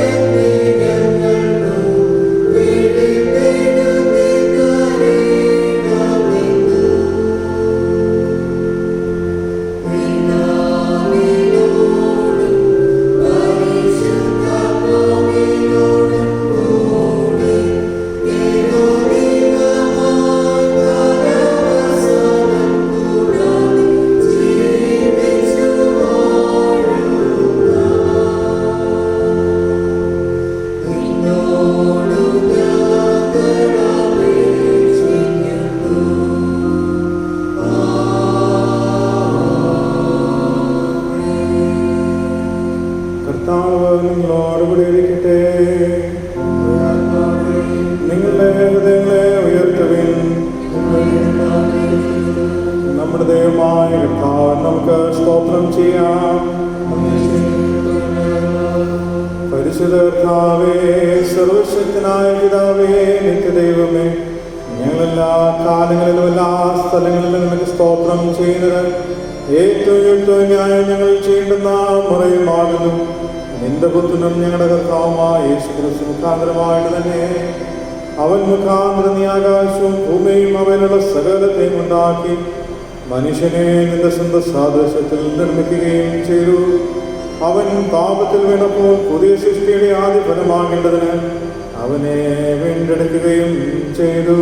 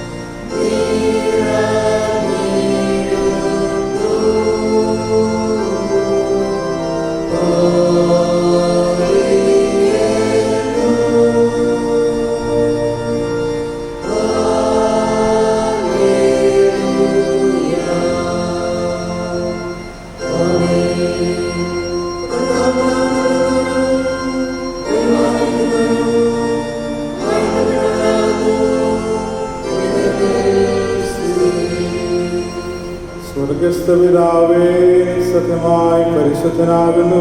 നീ സത്യമായി വാഴ്ത്തപ്പെടുവനാകുന്നു. മനുഷ്യവർഗത്തോടുള്ള നിന്റെ ആർദ്ര സ്നേഹം നിന്റെ ഏകപുത്രനായ യേശു ക്രിസ്തുവിനെ ഞങ്ങളുടെ മനുഷ്യ സ്വഭാവത്തെ എടുപ്പാനും ഞങ്ങളുടെ വീണ്ടെടുപ്പിനായി കുരിശിന്മേൽ മരണം അനുഭവിക്കാനും തന്നുവല്ലോ. അവനൊരിക്കലായി തന്നെ ഏക വഴിപാടായി അർപ്പിച്ചതിനാൽ സർവ്വലോകത്തിൻ്റെയും പാപങ്ങൾക്കായിട്ട് ദൈവമായി പൂർണ്ണമായി മതിയാകുന്ന യാഗവും വഴിപാടും പ്രതിശാന്തിക്കുകയും താൻ വീണ്ടും വരുവോളം തന്റെ വിലയേറിയ മരണത്തെക്കുറിച്ച് ഇടപെടാതെ ഓർമ്മയെ നിയമിക്കുകയും അതിനെ എപ്പോഴും ആചരിക്കണമെന്ന് തന്റെ വിശുദ്ധ സുവിശേഷത്തിൽ ഞങ്ങളോട് കൽപ്പിക്കുകയും ചെയ്തുവല്ലോ. അവൻ താൻ ഉച്ചക്കൊടുക്കപ്പെട്ട രാത്രിയിൽ തന്നെ അപ്പം എടുത്തു സ്തോത്രം ചൊല്ലി അതിനെ നുറുക്കി തന്റെ ശിഷ്യന്മാർക്ക് കൊടുത്തു പറഞ്ഞു, വാങ്ങി ഭക്ഷിപ്പിൻ, ഇത് നിങ്ങൾക്ക് വേണ്ടി നൽകപ്പെടുന്നതിന്റെ ശരീരമാകുന്നു, എന്റെ ഓർമ്മയ്ക്കായി ഇത് ചെയ്യുവിൻ. അത്താഴം കഴിഞ്ഞ ശേഷം അപ്രകാരം തന്നെ പാനപാത്രം എടുത്തു സ്തോത്രം ചൊല്ലി അവർക്ക് കൊടുത്തു പറഞ്ഞു, നിങ്ങളെല്ലാവരും ഇരുന്ന് കുടിപ്പിൻ, എന്തെന്നാലും നിങ്ങൾക്ക് വേണ്ടിയും അനേകർക്ക് വേണ്ടിയും പാപമോചനത്തിനായിട്ട് ചെറിയപ്പെടുന്ന പുതിയ നിയമത്തിൻ്റെ രക്തമാകുന്നു. നിങ്ങളിത് കുടിക്കുമ്പോഴൊക്കെ എൻ്റെ ഓർമ്മയ്ക്കായി ചെയ്യുവിൻ.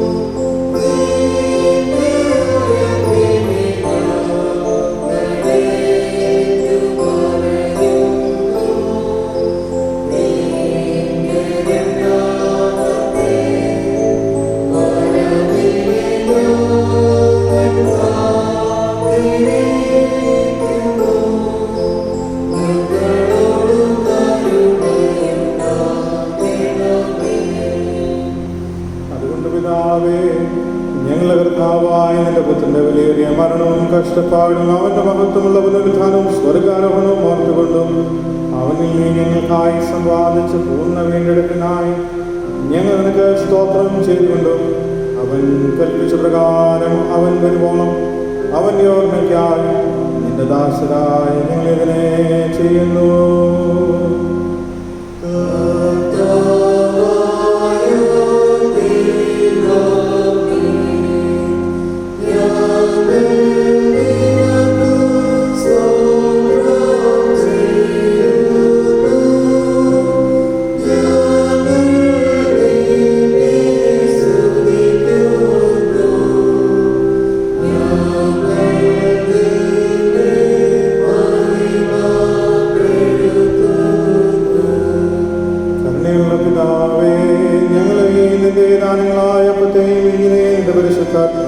ശുദ്ധീകരിച്ച് ഞങ്ങൾ മുറിക്കുന്ന അപ്പം ക്രിസ്തുവിന്റെ ശരീരത്തിന്റെ കൂട്ടായ്മ ഞങ്ങൾ വാഴ്ത്തുന്ന പാനപാത്രം ക്രിസ്തുവിന്റെ രക്തത്തിന്റെ കൂട്ടായ്മയുമാകേണ്ടത് കൃപ നൽകണമെന്ന് ഞങ്ങൾ താഴ്മയോട് അപേക്ഷിക്കുന്നു.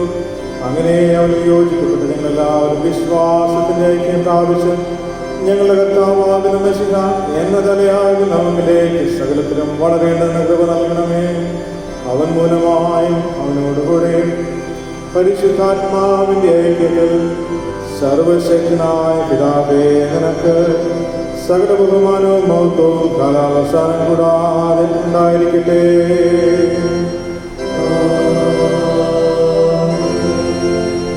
നമ്മുടെ രക്ഷിതാവായ ക്രിസ്തു ആജ്ഞാപിക്കുകയും പഠിപ്പിക്കുകയും ചെയ്ത പ്രകാരം നാം ധൈര്യത്തോടെ പ്രാർത്ഥിച്ച് ചൊല്ലുന്നത്, സ്വർഗസ്നായ ശുദ്ധീകരിക്കപ്പെടുന്നമേ, നിരാശം വരണമേ, നിന്റെ ഇഷ്ടം സ്വർഗത്തിലെ പോലെ ഭൂമിയിലുമാകണമേ, ആഹാരം തരണമേ, ഞങ്ങളുടെ ഇടക്കാരോട് ക്ഷമിച്ചിരിക്കുന്നത് പോലെ ഞങ്ങളോട് ക്ഷമിക്കണമേ, ഞങ്ങളെ പരീക്ഷയിൽ കിടക്കാതെ ക്രിസ്തുവിൽ ഞങ്ങളെ വിടുവിക്കണമേ.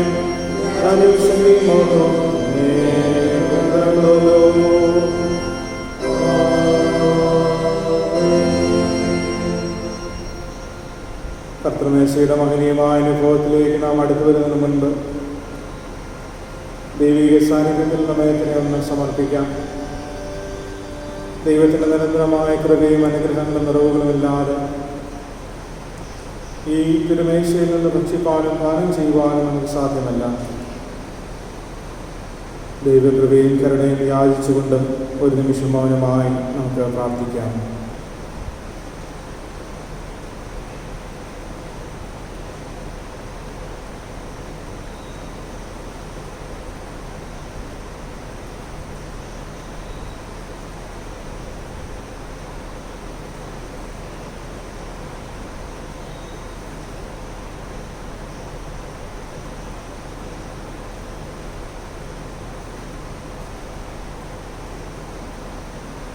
നമുക്ക് ചേർന്ന് പ്രാർത്ഥിക്കാം. കരുണയുള്ള കർത്താവേ, ഞങ്ങൾ നിന്റെ പലവിധമായ വലിയ കരുണകളിലല്ലാതെ സ്വന്തം നീതിയിൽ ആശ്രയിച്ചുകൊണ്ട് ഈ മേശയിലേക്ക് ഒരുപാട് തുണിയിലല്ല ഞങ്ങളുടെ മേശയിൽ കണ്ണ ചെയ്ത സ്വഭാവമുള്ള കർത്താവിനെയാകുന്നു. അതുകൊണ്ട്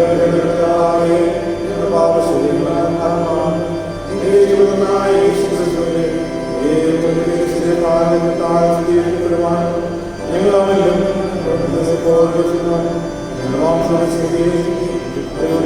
ചെയ്യേണ്ടത് ഞങ്ങൾക്ക്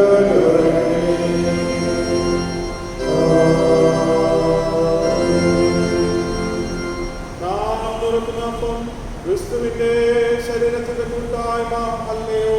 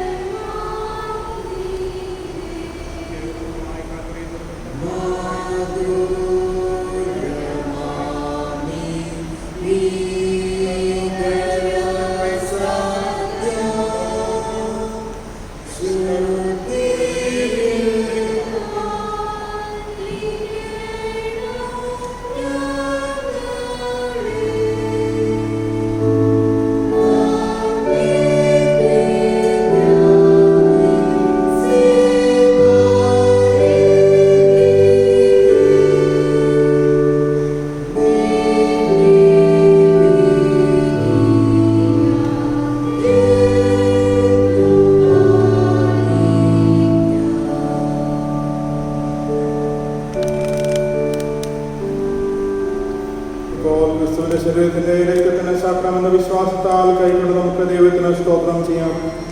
രണ്ടാമത്തെ പ്രാർത്ഥനയിൽ പങ്കുചേരാൻ സർവശക്തിമായ ദൈവമേ, ഞങ്ങളെ എന്റെ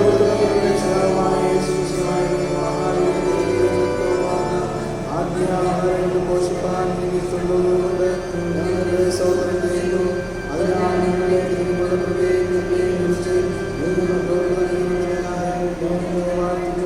ഞങ്ങൾ സർവവിശ്വാസത്തെ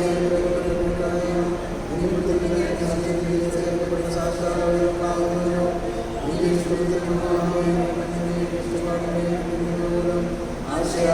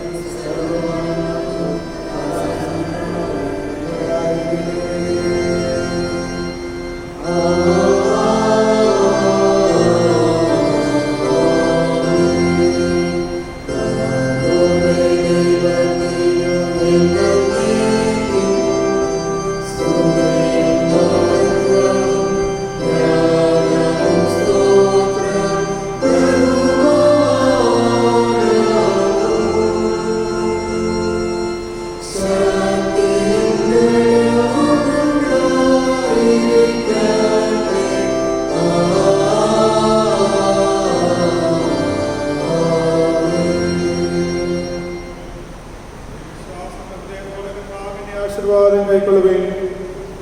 സകല ബുദ്ധിയെയും കവിയുന്ന ദൈവസമാധാനം ദൈവത്തെയും അവന്റെ പുത്രനും നമ്മുടെ കർത്താവുമായ യേശു ക്രിസ്തുവിനെയും കുറിച്ചുള്ള അറിവിലും സ്നേഹത്തിലും നിങ്ങളുടെ ഹൃദയങ്ങളെയും മനസ്സുകളെയും കാക്കട്ടെ. ഇങ്ങനെ പിതാവും പുത്രനും പരിശുദ്ധാത്മാവുമായുള്ള സർവശക്തനായ ദൈവത്തിന് അനുഗ്രഹം നിങ്ങളുടെ ഉണ്ടായി എല്ലായ്പ്പോഴും നിങ്ങളോട് കൂടെ ഇരിക്കട്ടെ.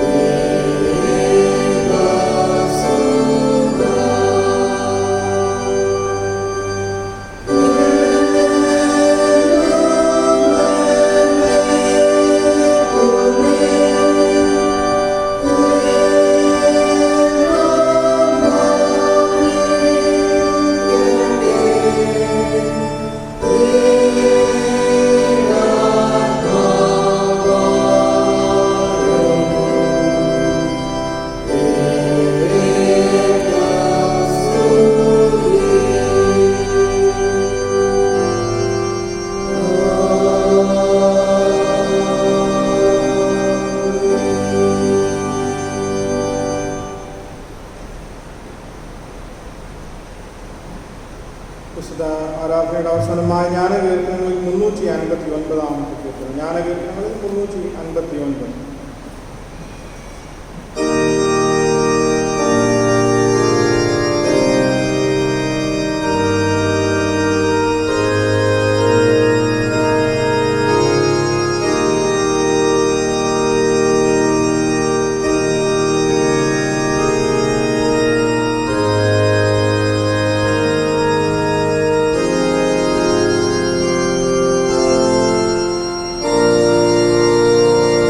ും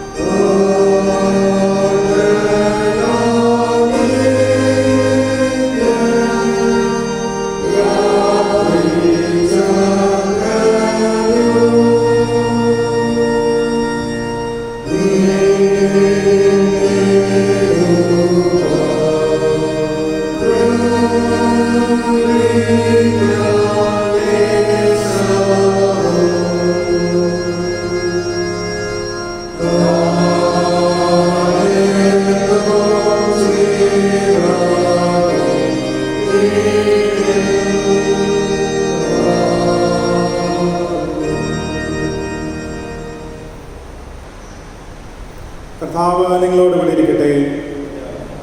നമുക്ക് സമാധാനത്തോടെ പോകാം. ആമേൻ.